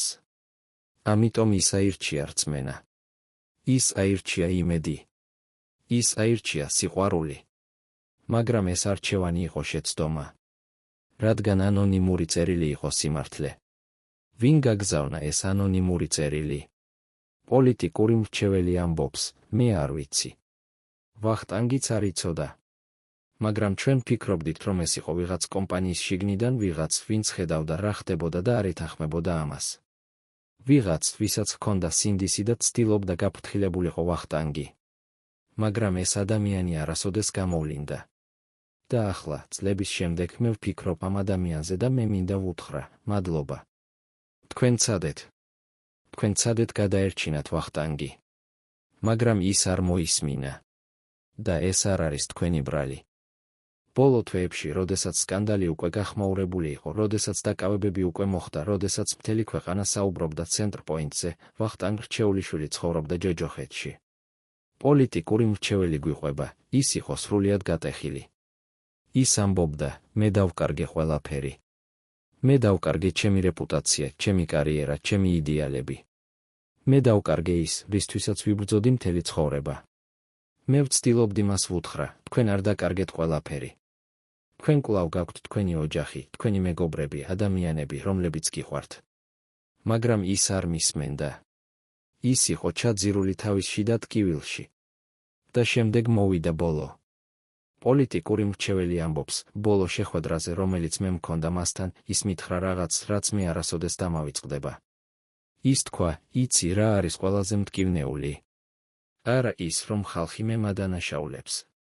არა ის, რომ ჩემი რეპუტაცია განადგურებულია. არა ის, რომ ჩემი კარიერა დასრულებულია. ყველაზე მტკივნეული არის ის, რომ მე ვერ დავიცავი იმ ადამიანებს, რომლებმაც დამიჯერეს. იმ ათასობით ადამიანს, რომლებმაც გადასცეს თავიანთი ფული ჩემი ოჯახის კომპანიას, რადგან ისინი ფიქრობდნენ, ეს არის პარლამენტის ვიცე-სპიკერის ოჯახის კომპანია, ეს არის სანდო. მე ვერ დავიცავი ისინი. და ეს არის ჩემი ყველაზე დიდი შეცდომა. ეს სიტყვები გვიჩვენებს ადამიანს, რომელიც ბოლომდე გრძნობდა პასუხისმგებლობას. ადამიანს, რომელიც მიუხედავად იმისა, რომ ის არ იყო პირდაპირ ჩართული ბიზნესში, მაინც გრძნობდა, რომ ის იყო პასუხისმგებელი იმ ადამიანების ტკივილზე, რომლებმაც დაკარგეს თავიანთი ფული. ადამიანს, რომელიც ვერ შეურიგდა თავის სინდისს. ადამიანს, რომელიც ბოლოს და ბოლოს გადაწყვიტა, რომ ის აღარ შეეძლო ეცხოვრა ამ ტვირთით. პოლიტიკური მრჩეველი ამბობს, მე არ ვიცი, გარდაიცვალა თუ არა ის ბუნებრივი მიზეზებით. მე არ ვიცი, იყო თუ არა მისი ავადმყოფობა ერთადერთი მიზეზი. მაგრამ მე ვიცი, რომ ის არ უნდოდა ცხოვრება. მე ვიცი, რომ ის დაიღალა. მე ვიცი, რომ ის დაკარგა ბრძოლის ნება. და მე ვფიქრობ, რომ ეს ბოლოს და ბოლოს მოკლა იგი. დღეს, წლების შემდეგ, პოლიტიკური მრჩეველი კვლავ ფიქრობს ვახტანგ რჩეულიშვილზე. ის ამბობს, მე ხშირად ვფიქრობ, რა მოხდებოდა, თუ ის მოისმენდა იმ ანონიმურ წერილს. რა მოხდებოდა, თუ ის არ დაეჯერებინა თავისი ოჯახი და დაიწყებდა საკუთარ გამოძიებას. რა მოხდებოდა, თუ ის გამოვიდოდა საჯაროდ და გაამხელდა სიმართლეს ადრე, ვიდრე ძალიან გვიან იქნებოდა. შესაძლოა, ის გადაერჩინა ათასობით ადამიანს. შესაძლოა, ის გადაერჩინა თავის რეპუტაციას. შესაძლოა, ის გადაერჩინა თავის ცხოვრებას. მაგრამ ის არ გააკეთა ეს. რადგან ის აირჩია ოჯახი. ის აირჩია სიყვარული. ის აირჩია რწმენა. და ეს არჩევანი მოკლა იგი. მაგრამ პოლიტიკური მრჩეველი ასევე ამბობს, მაგრამ მე არ ვადანაშაულებ მას. მე არ ვფიქრობ, რომ ის იყო დამნაშავე. მე ვფიქრობ, რომ ის იყო მსხვერპლი იმ სისტემისა, სადაც პოლიტიკა და ბიზნესი ერთმანეთში გადაჯაჭვულია, სადაც ოჯახური ლოიალობა უფრო მნიშვნელოვანია, ვიდრე საჯარო პასუხისმგებლობა, სადაც ადამიანები იძულებულნი არიან აირჩიონ თავიანთი სიყვარული და თავიანთი სინდისი შორის. ვახტანგ რჩეულიშვილი გააკეთა არჩევანი. ის აირჩია სიყვარული. და ეს არჩევანი მოკლა იგი. მაგრამ ეს არ ნიშნავს, რომ ის იყო ცუდი ადამიანი. ეს ნიშნავს, რომ ის იყო ადამიანი თავისი სისუსტეებით, თავისი შეცდომებით, თავისი სიყვარულით. და ახლა, როდესაც თქვენ იცით ეს ყველაფერი, კითხვა რჩება, რას ფიქრობთ თქვენ? იყო თუ არა ვახტანგ რჩეულიშვილი მსხვერპლი თუ დამნაშავე? უნდა იარჩია თუ არა მან თავისი სინდისი თავისი ოჯახის ნაცვლად? შეეძლო თუ არა მას რაიმეს შეცვლა? და ყველაზე მთავარი, რას გვასწავლის მისი ისტორია ჩვენ დღევანდელ საზოგადოებას, სადაც ათასობით ადამიანი კვლავ დგას იმავე არჩევანის წინაშე, ოჯახი თუ სინდისი, სიყვარული თუ სამართლიანობა, რწმენა თუ სიმართლე. თბილისის პარლამენტის შენობის ქვეშ არსებობს რაღაც, რაზეც ოფიციალურ არქიტექტურულ გეგმებში არაფერია ნათქვამი. გვირაბები და ბუნკერები, რომლებიც აშენდა 1990-იან წლებში, როდესაც ქვეყანა ცვლიდა თავის პოლიტიკურ სისტემას და ყველა ეშინოდა ყველაფრის. ეს გვირაბები აკავშირებს პარლამენტს რამდენიმე სხვა სახელმწიფო შენობასთან, საიდუმლო გასასვლელები, რომლებიც შექმნილია იმისთვის, რომ მაღალჩინოსნებმა შეძლონ გაქცევა საფრთხის შემთხვევაში. მხოლოდ რამდენიმე ადამიანმა იცის ამ გვირაბების რეალური რუკა. მხოლოდ რამდენიმე ადამიანს აქვს წვდომა ყველა საიდუმლო გასასვლელზე. და ვახტანგ რჩეულიშვილი იყო ერთ-ერთი მათგანი. რატომ? რადგან როგორც პარლამენტის ვიცე-სპიკერს მას ჰქონდა უფლება იცოდა ყველა საიდუმლო, ყველა საფრთხის შემთხვევაში გათვალისწინებული გეგმა, ყველა საევაკუაციო მარშრუტი. მაგრამ არსებობს ერთი დეტალი, რომელიც არასოდეს გახდა საჯარო. ბოლო თვეებში ვახტანგი ამოწმებდა ამ გვირაბებს პირადად. ყოველ კვირას. ღამის საათებში. მარტო. მე ვიყავი პასუხისმგებელი პარლამენტის უსაფრთხოებაზე იმ პერიოდში, იწყებს თავის მოგონებას ყოფილი უსაფრთხოების ოფიცერი, რომლის სახელსაც ჩვენ ვერ გავაჟღერებთ. ერთ ღამეს დაახლოებით 2 თვეში სანამ დაკავებები მოხდებოდა, მე მივიღე ზარი ვახტანგისგან. ის იყო ღამის 1 საათი. ის მითხრა, მე ვარ პარლამენტში. მე მჭირდება შენი დახმარება. მოდი დაუყოვნებლივ. მე მივედი. როდესაც შევედი, ის იდგა საიდუმლო გასასვლელის წინ, ერთ-ერთი იმ გვირაბებისა, რომლებიც მიდის პარლამენტიდან ძველ სახელმწიფო შენობამდე. ის მითხრა, მე მჭირდება შევამოწმო ეს გვირაბი. მე მჭირდება დავრწმუნდე, რომ ის კვლავ მუშაობს, რომ გასასვლელები არ არის დაბლოკილი. მე ვკითხე, რატომ? რა მოხდა? ის თქვა, უბრალოდ მოდი ჩემთან. ისინი ჩავიდნენ გვირაბში. უსაფრთხოების ოფიცერი გვიყვება, ეს იყო ძველი, ნესტიანი გვირაბი, რომელიც არ გამოიყენებოდა წლების განმავლობაში. კედლები იყო დაფარული ობით. ჰაერი იყო მძიმე, სუნთქვა ძნელი. მაგრამ ვახტანგი მიდიოდა წინ, თითქოს ის ეძებდა რაღაცას. ის ამოწმებდა ყოველ კუთხეს, ყოველ გასასვლელს, ყოველ საიდუმლო კარს. ის ამოწმებდა, იყო თუ არა ახალი კვალები, იყო თუ არა ნიშნები იმისა, რომ ვიღაც სხვა იყო აქ. და შემდეგ, ერთ მომენტში, ის გაჩერდა. ის გახედა ერთ კედელს და თქვა, აქ იყო რაღაც. აქ იყო ნიშანი. მაგრამ ახლა ის გაქრა. რას ეძებდა ვახტანგი? რა იყო ის ნიშანი, რომელიც მისი თქმით გაქრა? უსაფრთხოების ოფიცერი ამბობს, მე არ ვიცი. ის არასოდეს მითხრა. მაგრამ მე ვიცი, რომ ის იყო შეშფოთებული. ის იყო ძალიან შეშფოთებული. როდესაც ჩვენ დავბრუნდით ზემოთ, ის მითხრა, ვიღაც იცის ამ გვირაბების შესახებ. ვიღაც იყო აქ.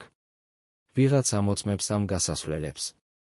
მე ვკითხე, ვინ? ის თქვა, თუ ვიცოდი, მე არ ვიქნებოდი აქ ღამის 1 საათზე. ეს ეპიზოდი გვიჩვენებს ვახტანგ რჩეულიშვილის პარანოის სხვა განზომილებას. ის არა მხოლოდ ეშინოდა იმისა, რომ მას აკვირდებოდნენ ზემოდან, ქუჩაში, მანქანებში, საჯარო ადგილებში. ის ასევე ეშინოდა იმისა, რომ ვიღაც იცოდა მის საიდუმლო გასასვლელებს, მის საევაკუაციო გეგმებს, მის ბოლო თავშესაფარს. ის ეშინოდა იმისა, რომ თუ რაიმე მოხდებოდა, თუ მას მოუწევდა გაქცევა, ის აღმოაჩენდა, რომ ყველა გზა დახურული იყო, ყველა გასასვლელი დაბლოკილი, ყველა თავშესაფარი კომპრომეტირებული. მაგრამ რატომ ფიქრობდა ის ასე? რისი ეშინოდა მას? უსაფრთხოების ოფიცერი გვიამბობს, ბოლო თვეებში ვახტანგი ხშირად საუბრობდა იმაზე, რომ ის გრძნობდა, რომ ვიღაც აპირებდა რაღაცას. ის ამბობდა, ისინი ელოდებიან სწორ მომენტს. ისინი ელოდებიან, როდის ვიქნები ყველაზე დაუცველი. მე ვკითხე, ვინ არიან ისინი, ის არ პასუხობდა. ის უბრალოდ ამბობდა, ბევრი ადამიანი. და ეს იყო ყველაზე საშინელი, არა კონკრეტული მტერი, არამედ უსახო ისინი, რომლებიც მისი აზრით იყვნენ ყველგან. ამ პარანოის კულმინაცია მოვიდა ერთ კონკრეტულ ღამეს. უსაფრთხოების ოფიცერი გვიყვება, ეს იყო დაახლოებით 2 კვირით ადრე, ვიდრე დაკავებები მოხდებოდა. ვახტანგმა დამირეკა ღამის 3 საათზე. ის იყო პანიკაში. ის ამბობდა, ისინი არიან აქ. ისინი არიან ჩემს სახლის გარშემო. მე ვხედავ მათ. მე ვკითხე, ვინ? ის თქვა, მანქანები. 3 მანქანა. ისინი დგანან ჩემს სახლის წინ უკვე 1 საათია. მე ვუთხარი, მე მოვალ დაუყოვნებლივ. როდესაც მე მივედი, რეალურად იყო 3 მანქანა. მაგრამ როდესაც მე მივუახლოვდი, ისინი გაქრნენ. ისინი უბრალოდ წავიდნენ, ერთი მეორის მიყოლებით, თითქოს ისინი ელოდნენ ჩემს მოსვლას. ვინ იყვნენ ეს ადამიანები? რატომ იდგნენ ისინი ვახტანგის სახლის წინ? იყო თუ არა ეს რეალური საფრთხე თუ მხოლოდ შემთხვევითობა? უსაფრთხოების ოფიცერი ამბობს, მე ვცადე გამომეძიებინა. მე ვცადე გამომერკვია ამ მანქანების ნომრები, მაგრამ ისინი იყო ძალიან შორს და ბნელი იყო. მე ვცადე გამომერკვია იყო თუ არა ეს მანქანები ცნობილი უსაფრთხოების სამსახურებისთვის, მაგრამ არაფერი გამოვიდა. ეს იყო მოჩვენებები, ისინი გამოჩნდნენ და გაქრნენ, არავითარი კვალის გარეშე. და ეს აკეთებდა ვახტანგს კიდევ უფრო პარანოიულს. მაგრამ ყველაზე საინტერესო დეტალი არის ის, რომ ამ ინციდენტის შემდეგ ვახტანგმა გააკეთა რაღაც, რაც არავინ არ მოელოდა. უსაფრთხოების ოფიცერი გვიამბობს, მან დაიწყო საკუთარი საევაკუაციო გეგმის შექმნა. ის დაწერა დეტალური ინსტრუქციები იმის შესახებ, თუ რა უნდა გაეკეთებინა მისი ოჯახისთვის, თუ რაიმე მოხდებოდა მასთან. ის მომცა ერთი კონვერტი და თქვა, თუ რამე მომხდება, თუ მე გავქრები ან თუ რაიმე უბედური შემთხვევა მოხდება, ეს კონვერტი უნდა მიეცეს ჩემს მეუღლეს. მხოლოდ მას. არავის სხვას. მე ვკითხე, რა არის ამ კონვერტში, ის თქვა, ინსტრუქციები. გეგმა. გზა გადარჩენისკენ. სად არის ეს კონვერტი დღეს? გადაეცა თუ არა ისმა იარჩეულიშვილს. რა შეიცავდა ის? უსაფრთხოების ოფიცერი ამბობს, მე არ ვიცი. როდესაც ვახტანგი გარდაიცვალა, მე ვცადე გადამეცა ეს კონვერტი მის ოჯახს, მაგრამ ისინი უარი თქვეს. ისინი თქვეს, ჩვენ არ გვინდა ვიცოდეთ. ჩვენ არ გვინდა გავხსნათ ძველი ჭრილობები. ამიტომ ეს კონვერტი კვლავ არის ჩემთან. ის კვლავ არის დალუქული. და მე არ ვიცი, უნდა გავხსნა თუ არა ის. მე არ ვიცი, უნდა გავაჟღერო თუ არა ის, რაც იქ არის. რადგან მე ვეშინია, რომ ის, რაც იქ არის, შეიძლება შეცვალოს ყველაფერი. ეს ჩვენება ქმნის კიდევ ერთ საიდუმლოებას ვახტანგ რჩეულიშვილის ისტორიაში. რა არის იმ კონვერტში? არის თუ არა იქ საევაკუაციო გეგმა? თუ არის იქ რაღაც სხვა, აღიარება, ბოდიში, ბრალდება, გამხელა? არის თუ არა იქ სახელები იმ ადამიანებისა, რომლებსაც ვახტანგი თვლიდა თავის მტრებად? არის თუ არა იქ მტკიცებულებები იმისა, რომ მისი პარანოია იყო გამართლებული, რომ რეალურად იყო საფრთხე მის ცხოვრებაზე? ჩვენ არასოდეს გავიგებთ, თუ ეს კონვერტი არ გაიხსნება. მაგრამ ერთი რამ ცხადია, ვახტანგ რჩეულიშვილი ცხოვრობდა იმ რწმენით, რომ ის იყო საფრთხეში. ის ცხოვრობდა იმ რწმენით, რომ ვიღაც აკვირდებოდა მას, ვიღაც ელოდა მის შეცდომას, ვიღაც აპირებდა რაღაცას. იყო თუ არა ეს რეალობა თუ მხოლოდ მისი შიდა შიშების პროექცია? იყო თუ არა რეალური საფრთხე თუ მხოლოდ პარანოია? ეს კითხვები დღემდე რჩება უპასუხოდ. მაგრამ ერთი რამ ცხადია, ვახტანგ რჩეულიშვილი ემზადებოდა ყველაზე უარესისთვის. ის ქმნიდა გეგმებს, ამოწმებდა გასასვლელებს, წერდა ინსტრუქციებს. ის აკეთებდა ყველაფერს, რაც შეეძლო, რათა დაეცვა თავისი თავი და თავისი ოჯახი. მაგრამ ბოლოს ეს ყველაფერი არ იყო საკმარისი. რას ფიქრობთ თქვენ? იყო თუ არა ვახტანგ რჩეულიშვილის პარანოია გამართლებული? იყო თუ არა რეალური საფრთხე მის ცხოვრებაზე? და თუ იყო, ვინ იდგა ამ საფრთხის უკან? ვინ იყვნენ ისინი, რომლებზეც ის საუბრობდა? და რატომ არავინ არ ისაუბრა ამაზე მისი გარდაცვალების შემდეგ? წარმოიდგინეთ საიდუმლო ოთახი, სადაც ინახება დოკუმენტები, რომლებიც არასოდეს უნდა ყოფილიყო არსებობაში. ოთახი, რომელზეც არ არის ნომერი, რომელიც არ არის არქიტექტურულ გეგმებზე, რომელზეც მხოლოდ 3 ადამიანი იცის მთელ ქვეყანაში. ეს ოთახი არსებობს თბილისის ერთ-ერთ სახელმწიფო შენობაში. მასში ინახება არქივები, არაოფიციალური არქივები, რომლებიც ხელმისაწვდომია მკვლევარებისთვის და ისტორიკოსებისთვის, არამედ საიდუმლო არქივები, რომლებიც შეიცავს ინფორმაციას, რომელიც არასოდეს უნდა გახდეს საჯარო.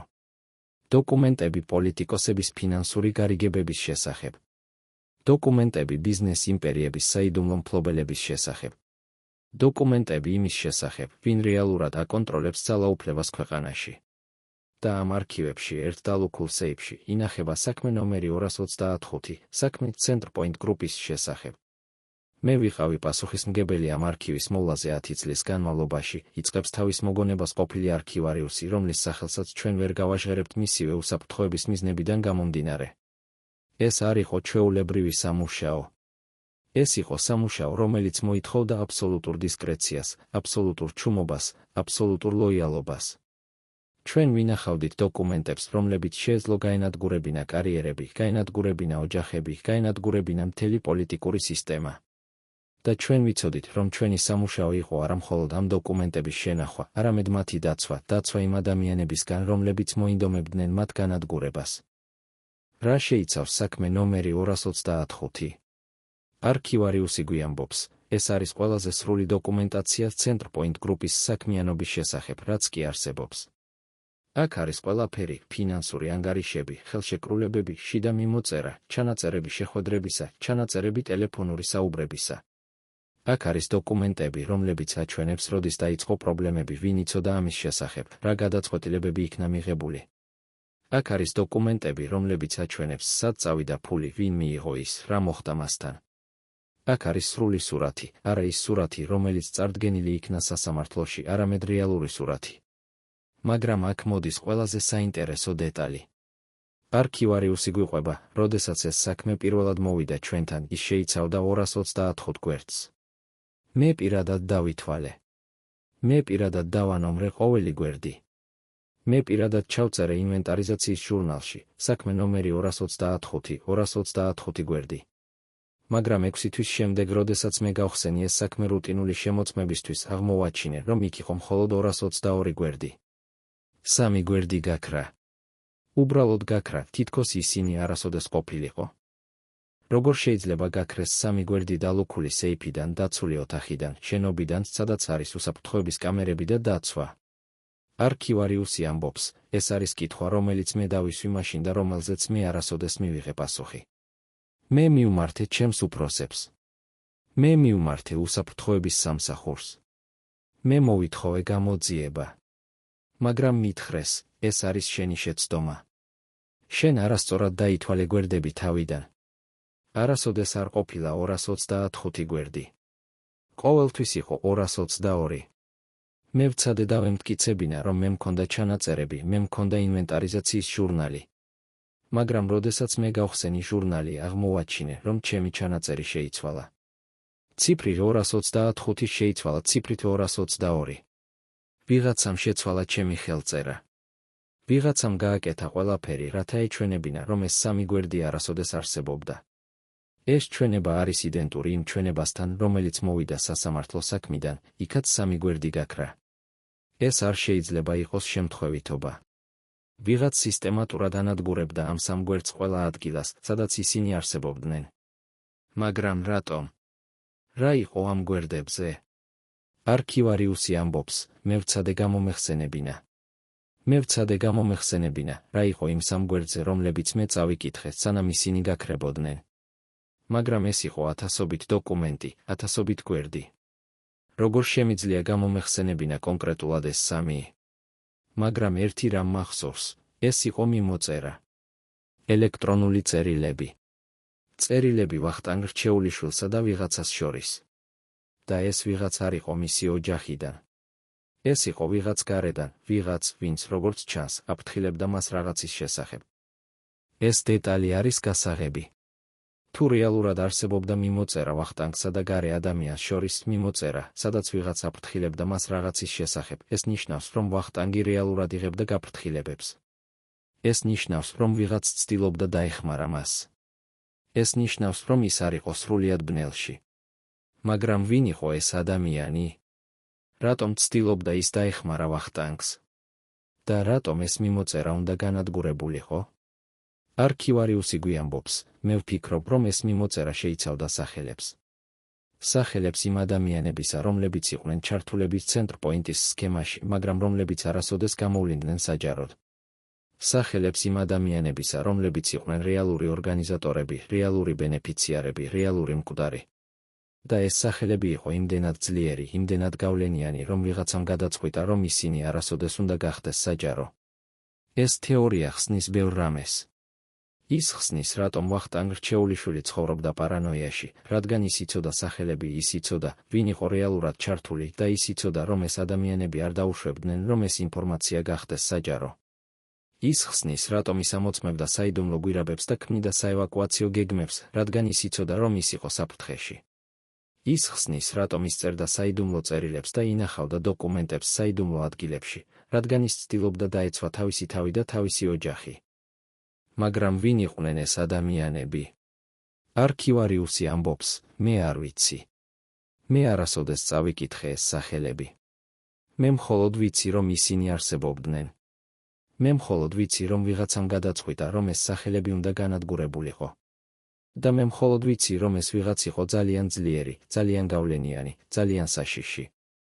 ამ ჩვენების შემდეგ არქივარიუსმა გააკეთა რაღაც, რაც შეიძლება ჩაითვალოს გმირობად ან სისულელედ. ის გვიამბობს, მე გადავწყვიტე, რომ მე უნდა გამომერკვია, რა მოხდა. მე გადავწყვიტე, რომ მე უნდა გამომეძიებინა, ვინ წაიღო ეს სამი გვერდი. ამიტომ მე დავიწყე საკუთარი გამოძიება. მე დავიწყე უსაფრთხოების კამერების ჩანაწერების შემოწმება. მე დავიწყე ჟურნალების შემოწმება, სადაც ფიქსირდება, ვინ შევიდა ოთახში, როდის, რა მიზნით. მე დავიწყე ინტერვიუების ჩატარება ჩემს კოლეგებთან, რომლებსაც ჰქონდათ წვდომა ამ ოთახზე. და მე აღმოვაჩინე რაღაც საინტერესო. რა აღმოაჩინა მან? არქივარიუსი გვიყვება, მე აღმოვაჩინე, რომ იმ დღეს, როდესაც ეს სამი გვერდი გაქრა, ოთახში შევიდა ერთი ადამიანი, რომელსაც არ უნდა ჰქონოდა წვდომა. ეს იყო ადამიანი, რომელიც არ იყო არქივარიუსი, არ იყო გამომძიებელი, არ იყო მოსამართლე. ეს იყო ადამიანი, რომელიც მუშაობდა სრულიად სხვა დეპარტამენტში. მაგრამ იმ დღეს რაღაც მიზეზით მას ჰქონდა სპეციალური ნებართვა შესვლისთვის. და ის იყო ოთახში ზუსტად 15 წუთი. 15 წუთი, ზუსტად საკმარისი დრო, რომ გახსნა სეიფი, ამოიღო საქმე, ამოიღო სამი გვერდი და დახურო ყველაფერი უკან. ვინ იყო ეს ადამიანი? არქივარიუსი ამბობს, მე არ შემიძლია გითხრათ სახელი.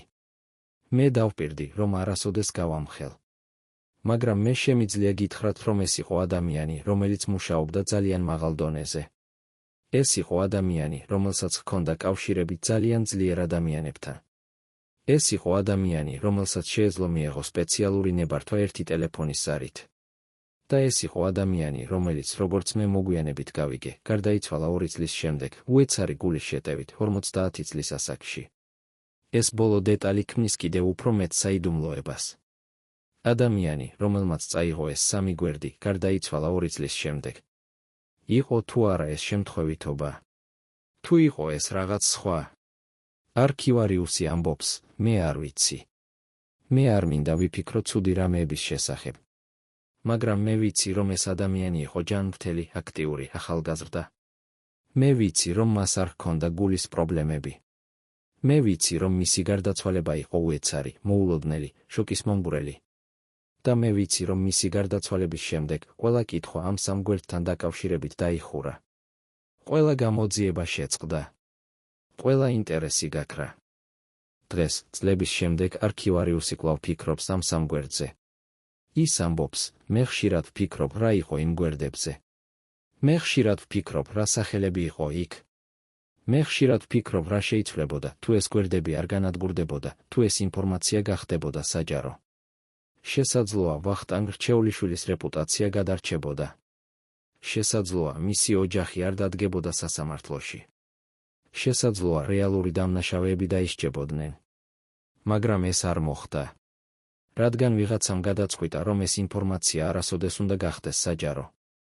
და ეს ვიღაც იყო ძალიან ძლიერი. რას ფიქრობთ თქვენ? რა იყო იმ სამ გვერდზე? ვინ იყვნენ ის ადამიანები, რომელთა სახელები იქ იყო? რატომ იყო ეს ინფორმაცია იმდენად საშიში, რომ ის უნდა განადგურებულიყო? და ყველაზე მთავარი, ვინ იყო ის ძალები, რომლებმაც გადაწყვიტეს ამ ინფორმაციის განადგურება? არიან თუ არა ეს ადამიანები კვლავ ძალაუფლებაში? აკონტროლებენ თუ არა ისინი კვლავ ფულს, პოლიტიკას, ბიზნესს? და რამდენი სხვა საიდუმლოება არსებობს, რომლებიც ინახება იმ დალუქულ ოთახში, იმ დალუქულ სეიფებში, იმ დალუქულ საქმეებში. ყოველ დილით, როდესაც ვახტანგ რჩეულიშვილი იღვიძებდა თავისი ცხოვრების ბოლო თვეებში, პირველი, რასაც ის აკეთებდა, იყო წამლების მიღება. არა ერთი წამალი, არა ორი, 10 სხვადასხვა წამალი, ყოველი თავისი დანიშნულებით, ყოველი თავისი გვერდითი ეფექტებით. წამლები გულისთვის, წამლები წნევისთვის, წამლები ტკივილისთვის, წამლები ძილისთვის, წამლები შფოთვისთვის. მისი პირადი ექიმი ამბობს, რომ ბოლო 6 თვის განმავლობაში ვახტანგის ჯანმრთელობა კატასტროფულად უარესდებოდა. მაგრამ ყველაზე საინტერესო არის არა თავად დაავადებები, არამედ ის, თუ როგორ ცდილობდა ვახტანგი დამალოს თავისი რეალური მდგომარეობა. ის ცდილობდა გამოჩენილიყო ძლიერად, ჯანმრთელად კონტროლში. მაგრამ მისი სხეული მას ღალატობდა. და ეს ღალატი იყო სიმბოლო იმისა, რაც ხდებოდა მის ცხოვრებაში, ყველაფერი ინგრეოდა, ყველაფერი იშლებოდა, ყველაფერი მთავრდებოდა. ბოლო თვეებში მისი ხელები კანკალებდა, გვიამბობს მისი პირადი ექიმი. ის ცდილობდა დამალოს ეს, ის ინახავდა ხელებს ჯიბეებში ან მაგიდის ქვეშ, როდესაც ვიღაც ხედავდა. მაგრამ მე ვხედავდი. მე ვიცოდი, რომ ეს იყო ნიშანი. ნიშანი იმისა, რომ მისი ნერვული სისტემა იყო უკიდურეს სტრესში. ნიშანი იმისა, რომ მისი სხეული აღარ უძლებდა იმ ტვირთს, რომელსაც ის ატარებდა. მაგრამ ყველაზე საშინელი იყო არა ფიზიკური სიმპტომები, არამედ ფსიქოლოგიური. ექიმი გვიყვება, ის იწყებდა კარგვას მეხსიერებას. ის იწყებდა დავიწყებას სახელებს, თარიღებს, მოვლენებს. ერთხელ ის მკითხა, რა თარიღია დღეს, მე ვუთხარი. ის გაოცდა და თქვა, მე ვფიქრობდი, რომ იყო სხვა თვე. ეს იყო შემაშფოთებელი. რადგან ვახტანგი ყოველთვის იყო ადამიანი, რომელსაც ჰქონდა ფენომენალური მეხსიერება. ის იცავდა ყველა დეტალს, ყველა ფაქტს, ყველა ციფრს.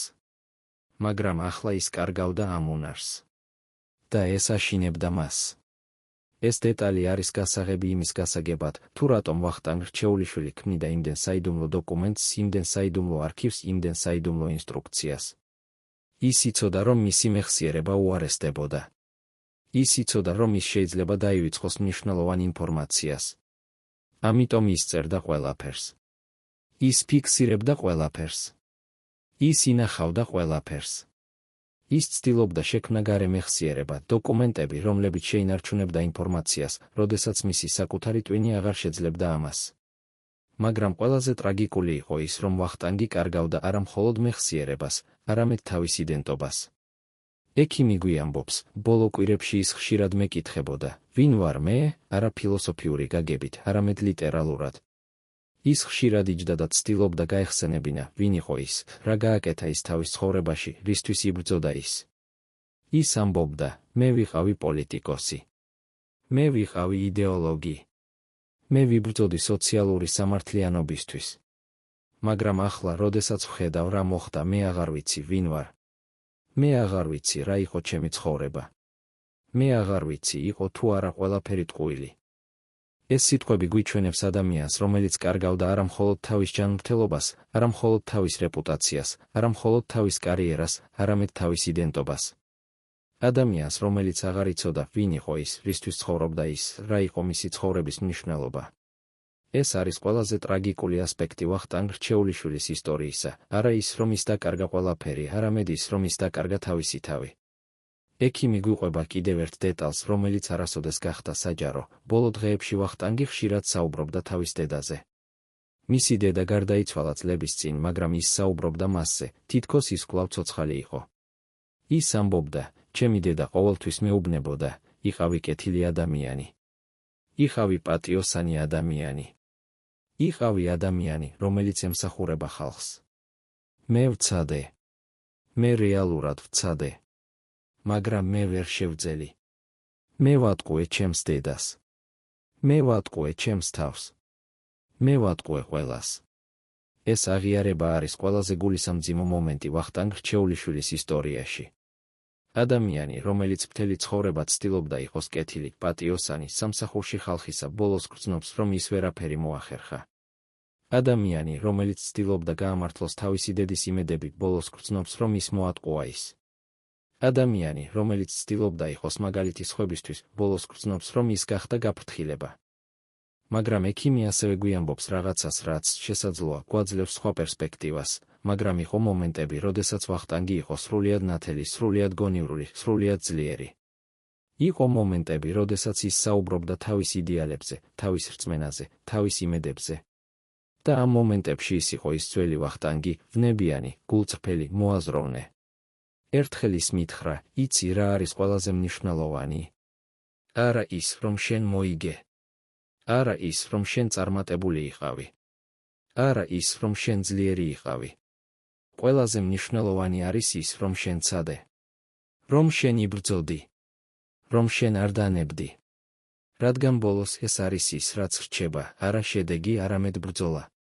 ეს სიტყვები შეიძლება იყოს ვახტანგ რჩეულიშვილის ეპიტაფია. არა ის, რომ ის მოიგო ან წააგო. არა ის, რომ ის იყო დამნაშავე ან მსხვერპლი. არამედ ის, რომ ის ცდილობდა. რომ ის იბრძოდა. რომ ის არ დანებდა. რომ ის მიუხედავად ყველაფრისა ინარჩუნებდა თავის რწმენას, თავის იდეალებს, თავის იმედებს. ექიმი გვიყვება ბოლო მომენტს, როდესაც ის წავიდა, ის იყო მშვიდი. ის არ იყო შეშინებული. ის არ იყო გაბრაზებული. ის უბრალოდ იყო დაღლილი. ძალიან დაღლილი. ის დახურა თვალები და თქვა, საკმარისია. მე გავაკეთე ყველაფერი, რაც შემეძლო. ახლა დრო დასვენებისა. და ის წავიდა. დღეს, წლების შემდეგ, ექიმი კვლავ ფიქრობს ვახტანგ რჩეულიშვილზე. ის ამბობს, მე ხშირად ვფიქრობ, იყო თუ არა რაიმე, რაც მე შემეძლო გამეკეთებინა, რათა დამეხმარა მას. იყო თუ არა რაიმე წამალი, რაიმე თერაპია, რაიმე მკურნალობა, რომელიც შეეძლო გადაერჩინა ის. მაგრამ მე ვიცი, რომ პასუხი არის არა. რადგან ვახტანგის პრობლემა არ იყო მხოლოდ ფიზიკური. მისი პრობლემა იყო ფსიქოლოგიური, ემოციური, სულიერი. ის კარგავდა ბრძოლის ნებას. ის კარგავდა ცხოვრების ნებას. და არავითარი წამალი არ შეიძლება დაგიბრუნოს ეს. მაგრამ ექიმი ასევე ამბობს, მაგრამ მე ასევე ვფიქრობ, რომ ვახტანგ რჩეულიშვილის ისტორია არ არის მხოლოდ ტრაგედია. ეს არის ასევე გაკვეთილი.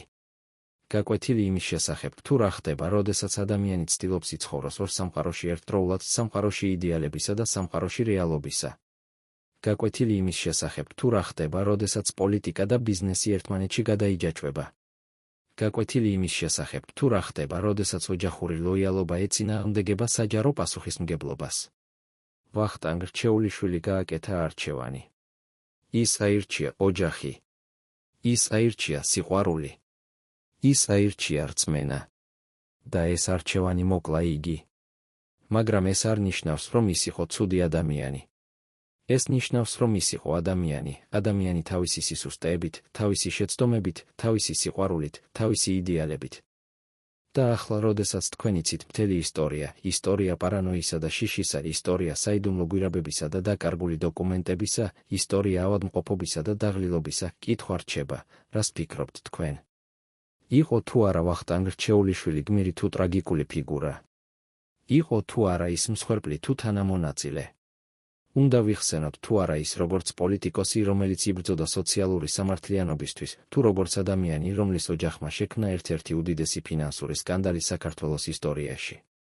და ყველაზე მთავარი, რას გვასწავლის მისი ისტორია ჩვენ დღევანდელ საზოგადოებას, სადაც ათასობით ადამიანი კვლავ დგას იმავე არჩევანის წინაშე, სადაც პოლიტიკა და ბიზნესი კვლავ ერთმანეთში გადაჯაჭვულია, სადაც იდეალები და რეალობა კვლავ ერთმანეთს ეჯახება. წარმოიდგინეთ, რომ თქვენ ხართ ჟურნალისტი, რომელიც 25 წლის განმავლობაში აშუქებდით პოლიტიკურ სკანდალებს, ფინანსურ პირამიდებს, კორუფციულ სქემებს. თქვენ ნახეთ ყველაფერი, მინისტრები, რომლებიც გარბოდნენ ქვეყნიდან ჩემოდნებით, სავსე ნაღდი ფულით, ბიზნესმენები, რომლებიც ქრებოდნენ ღამით, დატოვებდნენ ოჯახებს და კრედიტორებს, პოლიტიკოსები, რომლებიც ითვლიდნენ სახელებს და გარეგნობას, რათა დაემალათ თავიანთი წარსული.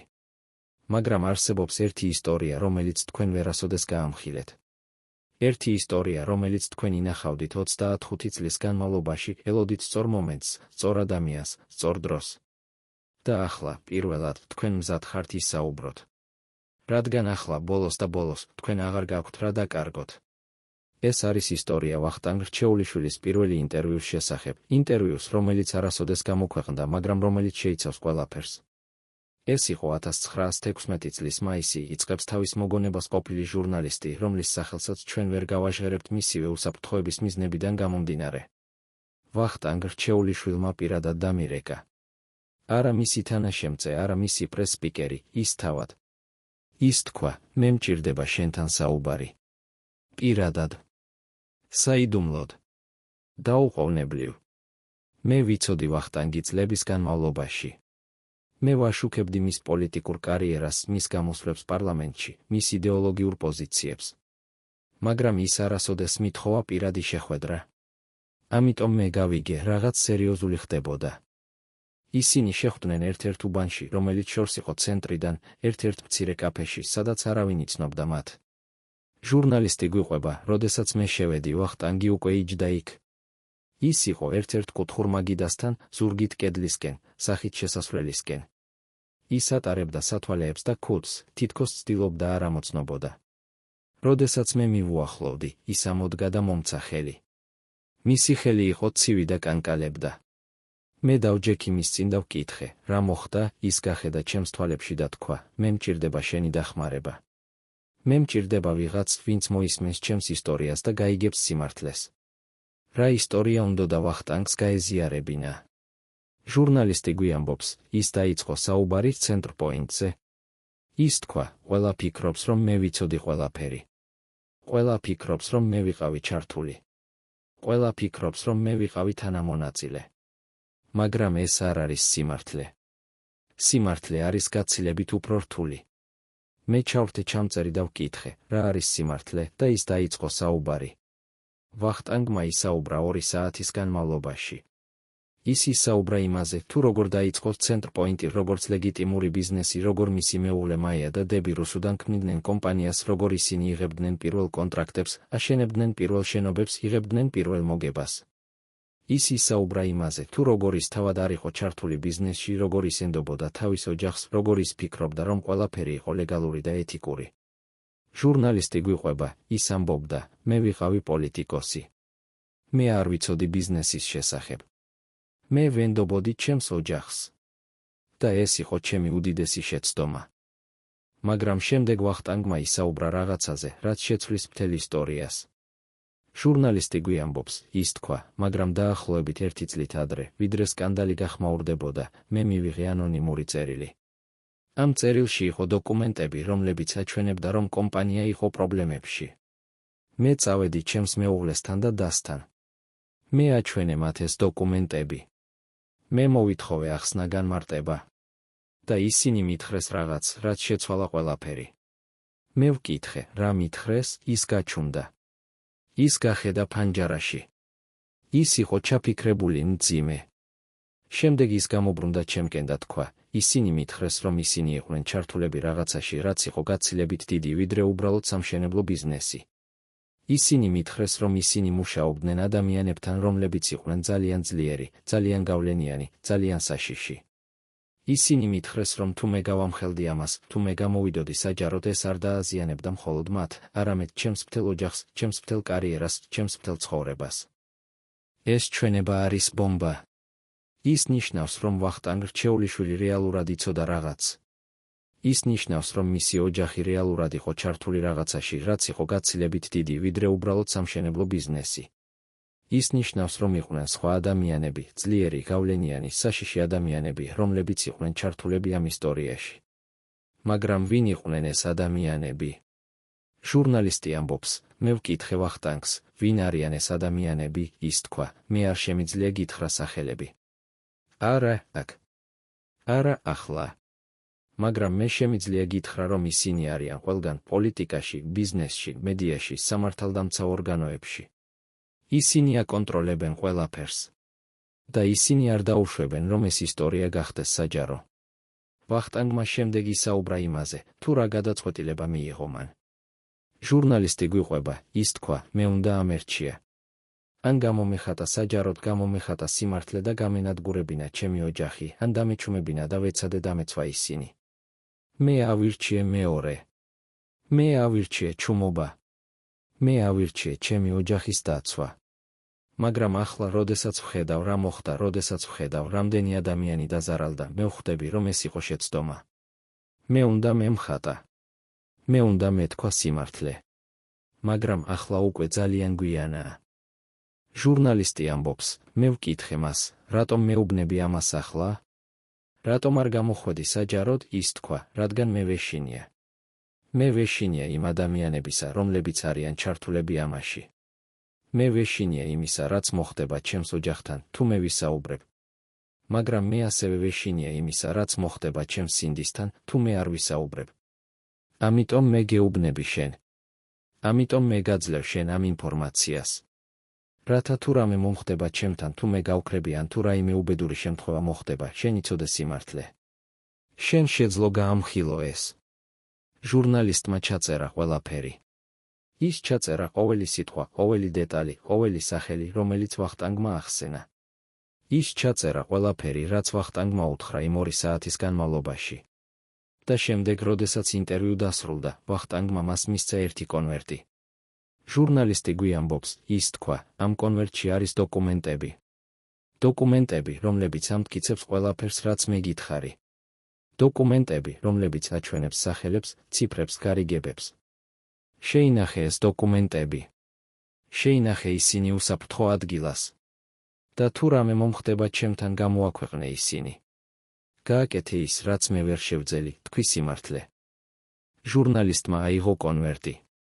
ის დაპირდა, რომ შეინახავდა მას, რომ დაიცავდა მას, რომ გამოაქვეყნებდა მას, თუ რამე მოხდებოდა ვახტანგთან. და შემდეგ ისინი განშორდნენ. ეს იყო ბოლო შეხვედრა. ჟურნალისტი გვიყვება, რამდენიმე თვის შემდეგ ვახტანგი გარდაიცვალა. როდესაც მე გავიგე ეს ამბავი, მე გავხსენი კონვერტი. მე წავიკითხე დოკუმენტები. და მე გავიგე, რომ ვახტანგი მართალი იყო. ყველაფერი, რაც მან მითხრა, იყო სიმართლე. დოკუმენტები აჩვენებდა სახელებს ადამიანებისა, რომლებიც დღესაც არიან ძალაუფლებაში, რომლებიც დღესაც აკონტროლებენ ფულს, პოლიტიკას, ბიზნესს. დოკუმენტები აჩვენებდა ციფრებს, რომლებიც იყვნენ გაცილებით დიდი, ვიდრე ის, რაც საჯაროდ იყო ნათქვამი. დოკუმენტები აჩვენებდა გარიგებებს, რომლებიც იყვნენ არალეგალური, არაეთიკური, დანაშაულებრივი. მაგრამ ჟურნალისტმა არ გამოაქვეყნა ეს დოკუმენტები. რატომ? ის ამბობს, რადგან მე მეშინოდა. მე მეშინოდა იმ ადამიანებისა, რომელთა სახელები იყო იმ დოკუმენტებში. მე მეშინოდა იმისა, რაც მოხდებოდა ჩემთან, ჩემს ოჯახთან, ჩემს კარიერასთან, თუ მე გამოვაქვეყნებდი ამას. ამიტომ მე შევინახე ეს დოკუმენტები. მე შევინახე ისინი 25 წლის განმავლობაში. მე ველოდი სწორ მომენტს. მაგრამ სწორი მომენტი არასოდეს მოვიდა. და ახლა, როდესაც მე ვარ ძველი, როდესაც მე აღარ მაქვს რა დაკარგო, მე ვფიქრობ, იქნებ ახლა არის სწორი მომენტი. იქნებ ახლა არის დრო, რომ სიმართლე გახდეს საჯარო. ეს ჩვენება ტოვებს ჩვენ ერთ უზარმაზარ კითხვასთან, სად არის ეს დოკუმენტები ახლა? გამოაქვეყნებს თუ არა ჟურნალისტი მათ? და თუ გამოაქვეყნებს, რა შეიცვლება? ვინ დაეცემა? ვინ წავა ციხეში? ვინ დაკარგავს ძალაუფლებას? ეს კითხვები რჩება ღია. მაგრამ ერთი რამ ცხადია, ვახტანგ რჩეულიშვილი ცდილობდა თქვა სიმართლე. ის ცდილობდა გაამხილა ის, რაც ხდებოდა. მაგრამ ის ვერ შეძლო. რადგან ის ეშინოდა. რადგან ის უყვარდა თავისი ოჯახი. რადგან ის არ იყო მზად გაეწირა ყველაფერი სიმართლისთვის. რას ფიქრობთ თქვენ? უნდა გამოაქვეყნოს თუ არა ჟურნალისტმა ეს დოკუმენტები? უნდა გახდეს თუ არა სიმართლე საჯარო მიუხედავად იმისა, ვინ დაზარალდება? თუ ზოგიერთი საიდუმლოება უკეთესია დარჩეს დამალული. ყოველ საზოგადოებაში არსებობს ადამიანები, რომლებიც იციან ძალიან ბევრი. ადამიანები, რომლებიც არიან ყველგან, შეხვედრებზე, სადაც გადაწყვეტილებები მიიღება, ოთახებში, სადაც ფული იყოფა, კორიდორებში, სადაც ხელშეკრულებები იდება. ეს ადამიანები არ არიან ლიდერები. ისინი არ არიან ის, ვინც დგას ტრიბუნაზე და საუბრობს კამერების წინ. ისინი არიან ჩრდილში, მრჩევლები, თანაშემწეები, კოორდინატორები. მაგრამ ისინი იციან ყველაფერი. და ზოგჯერ ძალიან იშვიათად ერთ-ერთი მათგანი გადაწყვეტს ისაუბროს. გადაწყვეტს გაამხილოს ის, რაც ის იცის. გადაწყვეტს მოახდინოს ღალატი, არა თავისი ქვეყნის, არამედ იმ სისტემის, რომელიც ანადგურებს ადამიანებს. დღეს ჩვენ ვისაუბრებთ ერთ ასეთ ადამიანთან, რომელიც იყო ვახტანგ რჩეულიშვილის უახლოეს წრეში და რომელიც ახლა პირველად ისაუბრებს იმ ღალატზე, რომელმაც ყველაფერი შეცვალა. მე ვიყავი ის ადამიანი, რომელსაც ყველა ენდობოდა, იწყებს თავის მოგონებას ყოფილი მრჩეველი, რომლის სახელსაც ჩვენ ვერ გავაჟღერებთ მისივე უსაფრთხოების მიზნებიდან გამომდინარე. მე ვიყავი ის ადამიანი, რომელიც იყო ყველა შეხვედრაზე, რომელიც იცნობდა ყველა საიდუმლოებას, რომელიც ხედავდა ყველა დოკუმენტს. ვახტანგი მენდობოდა. მისი ოჯახი მენდობოდა. ყველა მენდობოდა. და მე გამოვიყენე ეს ნდობა. მე გამოვიყენე ეს ნდობა იმისთვის, რომ გავაკეთო რაღაც, რაც შეცვლიდა ყველაფერს. რა გააკეთა მან? ის გვიამბობს, მე ვიყავი ის ადამიანი, რომელმაც გაგზავნა ანონიმური წერილი ვახტანგისთვის. ის წერილი, სადაც იყო დოკუმენტები ცენტრპოინტის რეალური ფინანსური მდგომარეობის შესახებ. მე ვიყავი ის ადამიანი, რომელმაც ცადა გააფრთხილა ის. მე ვიყავი ის ადამიანი, რომელმაც ცადა გადაერჩინა ის და მისი ოჯახი. მაგრამ ის არ მომისმინა. ის აირჩია თავისი ოჯახის რწმენა. და ეს იყო მისი ბოლო შეცდომა. რატომ გააკეთა მან ეს? რატომ გადაწყვიტა მან ღალატი თავისი დამსაქმებლისა? ის ამბობს, რადგან მე ვხედავდი რა ხდებოდა. მე ვხედავდი, როგორ ათასობით ადამიანი აძლევდა თავის ფულს კომპანიას, როგორ ისინი ელოდნენ თავიანთ ბინებს, როგორ ისინი გეგმავდნენ თავიანთ მომავალს. და მე ვიცოდი, რომ ეს ყველაფერი იყო ტყუილი. მე ვიცოდი, რომ კომპანია იყო კრიზისში.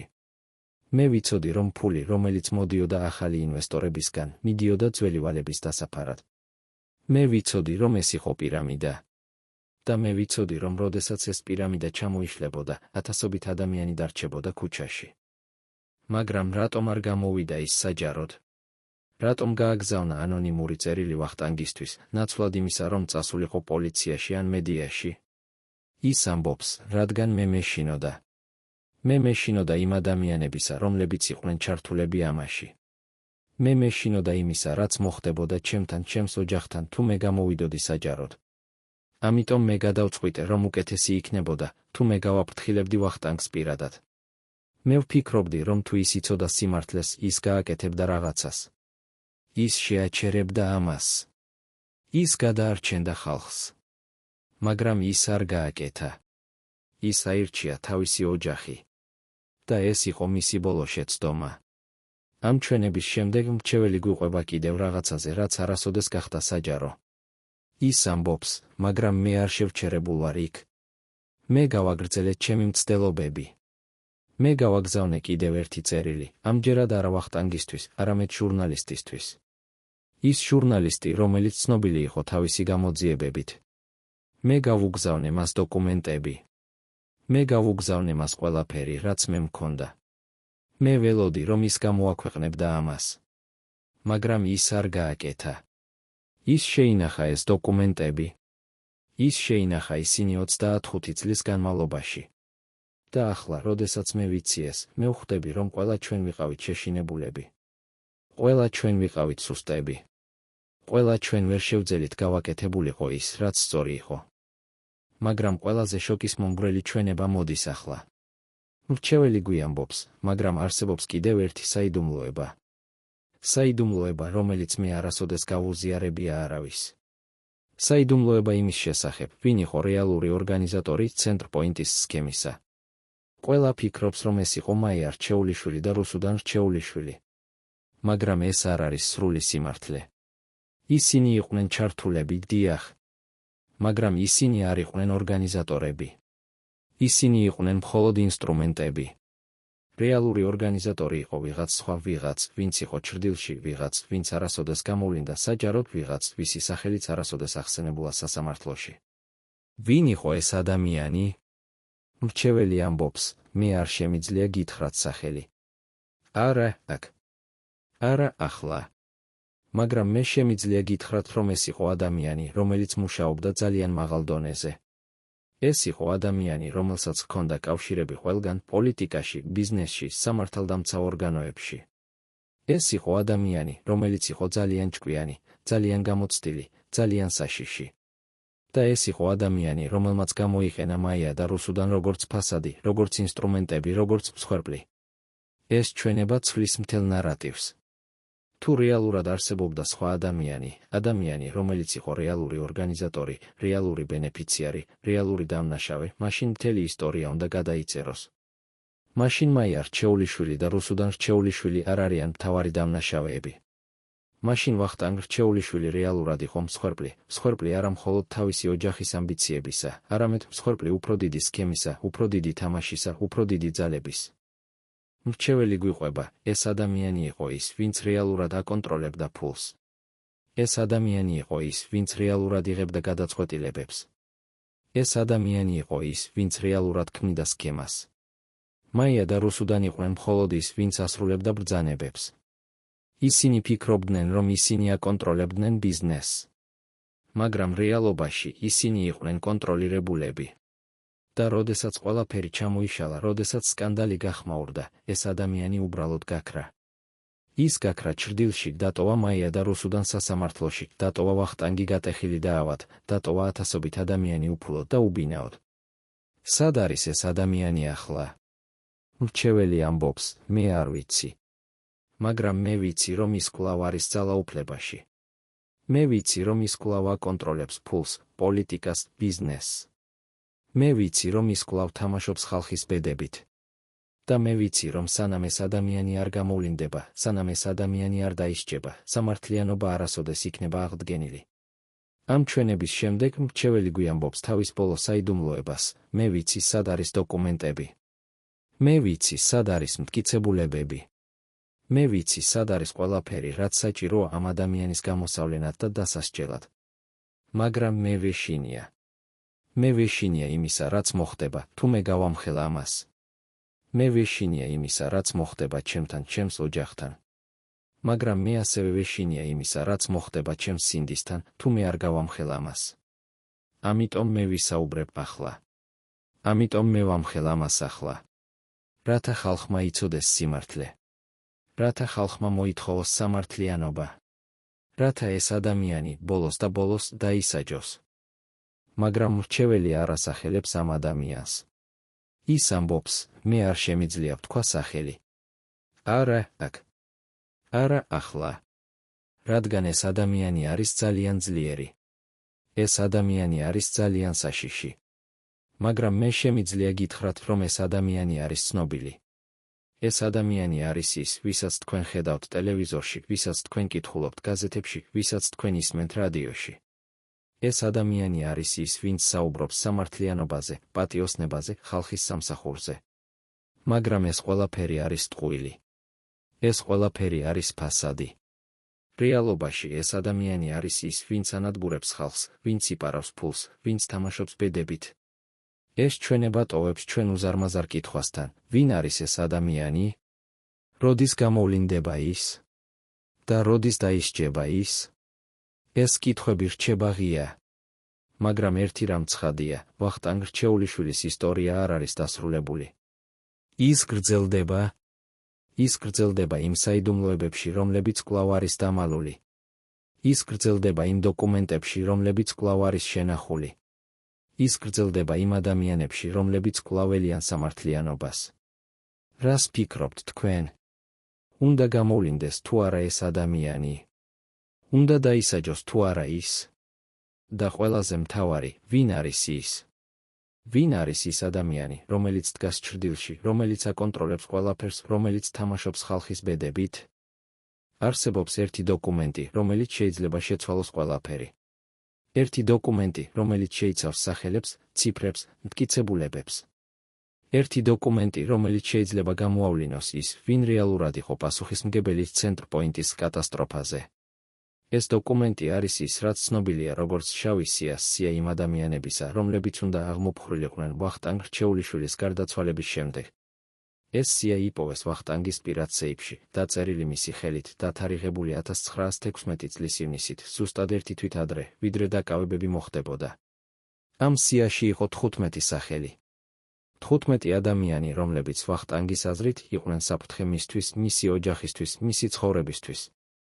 მაგრამ ყველაზე საინტერესო არის არა თავად სახელები, არამედ ის, რაც მოხდა ამ სიის აღმოჩენის შემდეგ. როდესაც ჩვენ ვიპოვეთ ეს სია, იწყებს თავის მოგონებას ყოფილი გამომძიებელი, რომელიც მუშაობდა ცენტრ პოინტის საქმეზე, ჩვენ გავოცდით. ეს არ იყო ჩვეულებრივი სია. ეს იყო დეტალური დოკუმენტი, სადაც ყოველი სახელის გვერდით იყო ჩანაწერები, რატომ ეს ადამიანი იყო საფრთხე, რა იცოდა ის, რა შეეძლო გაეკეთებინა. ეს იყო სია იმ ადამიანებისა, რომლებიც ვახტანგის აზრით უნდა აღმოფხვრილიყვნენ არა ფიზიკურად, არამედ პოლიტიკურად, ბიზნესურად, სოციალურად. ეს იყო სია იმ ადამიანებისა, რომლებიც უნდა დაკარგონ თავიანთი ძალაუფლება, თავიანთი გავლენა, თავიანთი შესაძლებლობა ზიანის მიყენებისა. ვინ იყვნენ ეს ადამიანები? გამომძიებელი ამბობს, მე არ შემიძლია გითხრათ ყველა სახელი. მაგრამ მე შემიძლია გითხრათ, რომ ამ სიაში იყვნენ ადამიანები ყველა სფეროდან, პოლიტიკოსები, ბიზნესმენები, ჟურნალისტები, სამართალდამცავი ორგანოების წარმომადგენლები. ამ სიაში იყვნენ ადამიანები, რომლებიც იყვნენ ძალიან ძლიერი, ძალიან გავლენიანი, ძალიან საშიში. და ამ სიაში იყო ერთი სახელი, რომელიც გვაოცა ყველაზე მეტად, სახელი იმ ადამიანისა, რომელიც როგორც ჩანს იყო ვახტანგის უახლოესი მეგობარი, ადამიანი, რომელსაც ისენდობოდა ყველაზე მეტად, ადამიანი, რომელიც როგორც ჩანს იყო მის გვერდით ბოლომდე. ეს ჩვენება არის შოკის მომგვრელი. ის ნიშნავს, რომ ვახტანგ რჩეულიშვილი ეჭვობდა თავის უახლოეს მეგობარში. ის ნიშნავს, რომ ის თვლიდა, რომ ეს ადამიანი იყო საფრთხე. ის ნიშნავს, რომ ის გეგმავდა ამ ადამიანის აღმოფხვრას. მაგრამ რატომ? რა იცოდა ამ ადამიანმა? რა შეეძლო გაეკეთებინა მას? გამომძიებელი ამბობს, ვახტანგის ჩანაწერების მიხედვით, ეს ადამიანი იცოდა ყველაფერი. ის იცოდა ცენტრ პოინტის რეალური ფინანსური მდგომარეობა. ის იცოდა, ვინ იყო რეალური ორგანიზატორი სქემისა. ის იცოდა, სად იყო ფული. ის იცოდა ყველაფერი. და ვახტანგი ეშინოდა, რომ ეს ადამიანი გამოიყენებდა ამ ინფორმაციას მის წინააღმდეგ. მაგრამ რა მოხდა ამ ადამიანთან? გამომძიებელი გვიყვება, როდესაც ჩვენ ვცადეთ ამ ადამიანის გამოკითხვა, ჩვენ აღმოვაჩინეთ, რომ ის გაქრა. ის უბრალოდ გაქრა, დატოვა თავისი სამუშაო, დატოვა თავისი სახლი, დატოვა თავისი ოჯახი. ის გაქრა ზუსტად ერთი კვირით ადრე, ვიდრე დაკავებები მოხდებოდა. და ჩვენ ვერასოდეს ვიპოვეთ ის. ჩვენ ვეძებდით მას ყველგან, საქართველოში, საზღვარგარეთ, ყველა შესაძლო ადგილას. მაგრამ ის თითქოს მიწამში თანთქა. ის უბრალოდ გაქრა, თითქოს ის არასოდეს არსებობდა. ეს დეტალი ქმნის კიდევ ერთ საიდუმლოებას. სად არის ეს ადამიანი ახლა? ცოცხალია თუ არა ის? და თუ ცოცხალია, რატომ არ გამოვიდა ის საჯაროდ? რატომ არ ისაუბრა ის? რატომ არ გაამხილა ის სიმართლე? გამომძიებელი ამბობს, ჩვენ გვაქვს ორი თეორია. პირველი თეორია არის ის, რომ ეს ადამიანი გაქცეულა. ის გაქცეულა, რადგან ეშინოდა იმისა, რაც მოხდებოდა, თუ ის დარჩებოდა. ის გაქცეულა, რადგან იცოდა ძალიან ბევრი და ეშინოდა, რომ ეს ცოდნა მოკლავდა მას. მეორე თეორია არის ის, რომ ეს ადამიანი არ გაქცეულა. ის გაქრა. ვიღაცამ გააქრო ის ვიღაცამ, ვისაც არ სურდა, რომ ეს ადამიანი ესაუბრა, ვისაც არ სურდა, რომ ეს ადამიანი გაემხილა სიმართლე. რომელი თეორია არის სწორი? გამომძიებელი ამბობს, მე არ ვიცი. მაგრამ მე ვიცი, რომ ეს ადამიანი იყო გასაღები. ეს ადამიანი იყო ის, ვინც შეეძლო გაემხილა ყველაფერი. ეს ადამიანი იყო ის, ვინც შეეძლო დაესახელებინა სახელები, მოეყვანა ციფრები, წარმოედგინა მტკიცებულებები. მაგრამ ეს ადამიანი გაქრა. და მისი გაქრობით გაქრა ჩვენი ბოლო შანსი გაგვეგოს სრული სიმართლე. მაგრამ გამომძიებელი ასევე გვიამბობს რაღაცას, რაც შესაძლოა გვაძლევს იმედს, მაგრამ არსებობს ერთი დეტალი, რომელიც შესაძლოა შეცვლის ყველაფერს. სანამ ეს ადამიანი გაქრებოდა, ის დატოვა რაღაც. ის დატოვა ერთი კონვერტი ერთ ადამიანთან, რომელსაც ისენდობოდა, ადამიანთან, რომელსაც ის სთხოვა, რომ ეს კონვერტი გაეხსნა მხოლოდ მაშინ, როდესაც დრო მოვიდოდა. და ეს ადამიანი კვლავ არის ცოცხალი.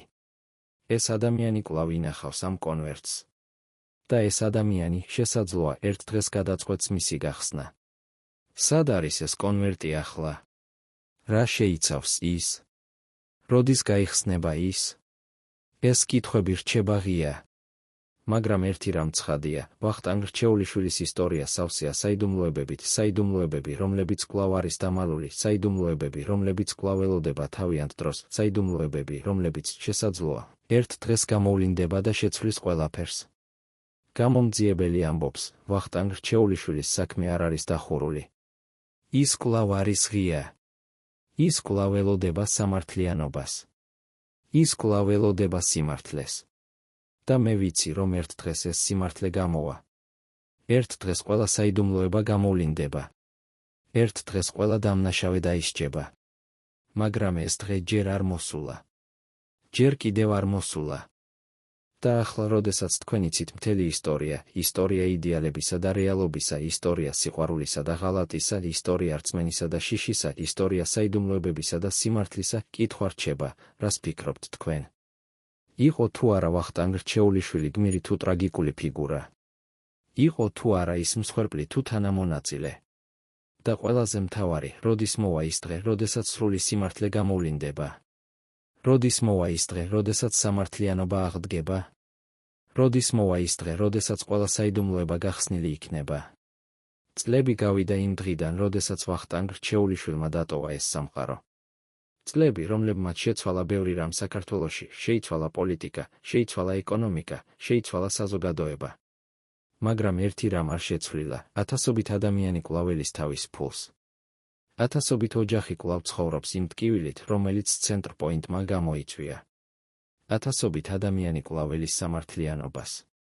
მაია რჩეულიშვილმა და რუსუდან რჩეულიშვილმა გაიარეს სასამართლო პროცესები. ისინი დადგნენ სასამართლოში, მოისმინეს ბრალდებები, მოისმინეს მსჯავრი. ზოგიერთმა მათგანმა გაატარა დრო პატიმრობაში. ზოგიერთმა მათგანმა გადაიხადა ჯარიმები. მაგრამ ფული, რომელიც დაიკარგა, არასოდეს დაბრუნდა სრულად. ბინები, რომლებიც დაპირდა, არასოდეს აშენდა. იმედები, რომლებიც გაჩნდა, არასოდეს განხორციელდა. დღეს, როდესაც თქვენ გაივლით თბილისის ქუჩებში, თქვენ ხედავთ შენობებს, რომლებიც დარჩა დაუმთავრებელი. შენობებს, რომლებიც უნდა ყოფილიყო სახლები ათასობით ოჯახისთვის, მაგრამ რომლებიც ახლა არის მხოლოდ ნანგრევები, მხოლოდ ჩონჩხები, მხოლოდ მოგონებები იმისა, რაც შეიძლებოდა ყოფილიყო. ეს შენობები არის ძეგლები არა ვახტანგ რჩეულიშვილისა, არამედ ძეგლები იმ ათასობით ადამიანისა, რომლებმაც დაკარგეს ყველაფერი. მაგრამ ვახტანგ რჩეულიშვილის ისტორია არ არის მხოლოდ ტრაგედია. ეს არის ასევე გაფრთხილება. გაფრთხილება იმის შესახებ, თუ რა ხდება, როდესაც პოლიტიკა და ბიზნესი ერთმანეთში გადაიჯაჭვება. გაფრთხილება იმის შესახებ, თუ რა ხდება, როდესაც ოჯახური ლოიალობა ეწინააღმდეგება საჯარო პასუხისმგებლობას. გაფრთხილება იმის შესახებ, თუ რა ხდება, როდესაც ადამიანი ცდილობს იცხოვროს ორ სამყაროში ერთდროულად, სამყაროში იდეალებისა და სამყაროში რეალობისა. ვახტანგ რჩეულიშვილი იყო ადამიანი, რომელიც სწამდა სოციალურ სამართლიანობაში. ის იყო ადამიანი, რომელიც იბრძოდა ღარიბთა უფლებებისთვის. ის იყო ადამიანი, რომელიც ქადაგებდა, რომ პოლიტიკა უნდა ემსახურებოდეს ხალხს. მაგრამ ის ასევე იყო ადამიანი, რომლის ოჯახმა შექმნა ერთ-ერთი უდიდესი ფინანსური კატასტროფა საქართველოს ისტორიაში. ის იყო ადამიანი, რომელიც ჩარჩენილი იყო ორ რეალობას შორის, რეალობა მისი იდეალებისა და რეალობა მისი ოჯახის საქმიანობისა. იყო თუ არა ის დამნაშავე? იყო თუ არა ის მსხვერპლი? ეს კითხვები კვლავ რჩება ღია. ზოგიერთი ამბობს, რომ ის იცოდა ყველაფერი და არაფერი გააკეთა, ამიტომ ის იყო დამნაშავე. სხვები ამბობენ, რომ ის არ იცოდა ან არ შეეძლო რაიმეს გაკეთება, ამიტომ ის იყო მსხვერპლი. მაგრამ სიმართლე, როგორც ყოველთვის, არის სადღაც შუაში. ვახტანგ რჩეულიშვილი იყო ადამიანი თავისი ძლიერი მხარეებით და თავისი სისუსტეებით, თავისი იდეალებით და თავისი შეცდომებით, თავისი სიყვარულით და თავისი შიშებით. ის ცდილობდა გააკეთოს ის, რაც სწორი იყო. ის ცდილობდა დაეცვა თავისი ოჯახი. ის ცდილობდა შეენარჩუნებინა თავისი იდეალები. მაგრამ ბოლოს ის ვერ შეძლო. ის ვერ შეძლო, რადგან ის იყო ჩარჩენილი სისტემაში, რომელიც იყო უფრო ძლიერი ვიდრე ის. ის ვერ შეძლო, რადგან ის იყო ჩარჩენილი არჩევანში, რომელსაც არ ჰქონდა კარგი გამოსავალი. მაგრამ მიუხედავად ყველაფრისა, ვახტანგ რჩეულიშვილის ისტორია არ არის უიმედო. ის არის ისტორია, რომელიც გვასწავლის. ის გვასწავლის, რომ პოლიტიკა და ბიზნესი უნდა იყოს გამიჯნული. ის გვასწავლის, რომ ოჯახური ლოიალობა არ უნდა ეწინააღმდეგებოდეს საჯარო პასუხისმგებლობას. ის გვასწავლის, რომ იდეალები მნიშვნელოვანია, მაგრამ რეალობა ასევე მნიშვნელოვანია. ის გვასწავლის, რომ ადამიანი უნდა იყოს მზად დაიცვას თავისი პრინციპები, მაგრამ ასევე უნდა იყოს მზად აღიაროს თავისი შეცდომები. დღეს, წლების შემდეგ, საქართველო კვლავ იბრძვის იმავე პრობლემებთან. პოლიტიკა და ბიზნესი კვლავ არის გადაჯაჭვული. კორუფცია კვლავ არსებობს. ფინანსური პირამიდები კვლავ ჩნდება. ათასობით ადამიანი კვლავ კარგავს თავის ფულს, თავის იმედებს, თავის მომავალს. მაგრამ ვახტანგ რჩეულიშვილის ისტორია გვახსენებს, რომ ეს არ უნდა იყოს ნორმალური. ეს გვახსენებს, რომ ჩვენ უნდა ვიბრძოლოთ ამის წინააღმდეგ. ეს გვახსენებს, რომ ჩვენ უნდა მოვითხოვოთ სამართლიანობა, გამჭვირვალობა, პასუხისმგებლობა. და ბოლოს ვახტანგ რჩეულიშვილის ისტორია გვახსენებს, რომ ყოველი ადამიანი იმსახურებს მეორე შანსს. არა იმიტომ, რომ ის იყო სრულყოფილი, არამედ იმიტომ, რომ ის იყო ადამიანი. არა იმიტომ, რომ ის არ გააკეთა შეცდომები, არამედ იმიტომ, რომ ის ცდილობდა გაესწორებინა ისინი. არა იმიტომ, რომ ის იყო გმირი, არამედ იმიტომ, რომ ის იყო ადამიანი, რომელიც იბრძოდა, რომელიც ცდილობდა, რომელიც არ დანებდა. ვახტანგ რჩეულიშვილის ისტორია არ არის დასრულებული. ის გრძელდება ყოველ დღე, როდესაც ვიღაც ახსოვს მას. ის გრძელდება ყოველ დღე, როდესაც ვიღაც ფიქრობს მის იდეალებზე. ის გრძელდება ყოველ დღე, როდესაც ვიღაც იბრძვის სოციალური სამართლიანობისთვის. და ის გრძელდება ყოველ დღე, როდესაც ვიღაც ელის სამართლიანობას. პატივცემულო მაყურებლებო, თუ თქვენ ნახეთ ეს ტრაგიკული ისტორია ბოლომდე, დაწერეთ კომენტარებში, რომელი ქალაქიდან ხართ. ჩვენთვის მნიშვნელოვანია ვიცოდეთ, სად ახსოვთ კიდევ ვახტანგ რჩეულიშვილი. და გამოიწერეთ არხი, რომ არ გამოგრჩეთ სიმართლე ისტორიის იდოლების შესახებ.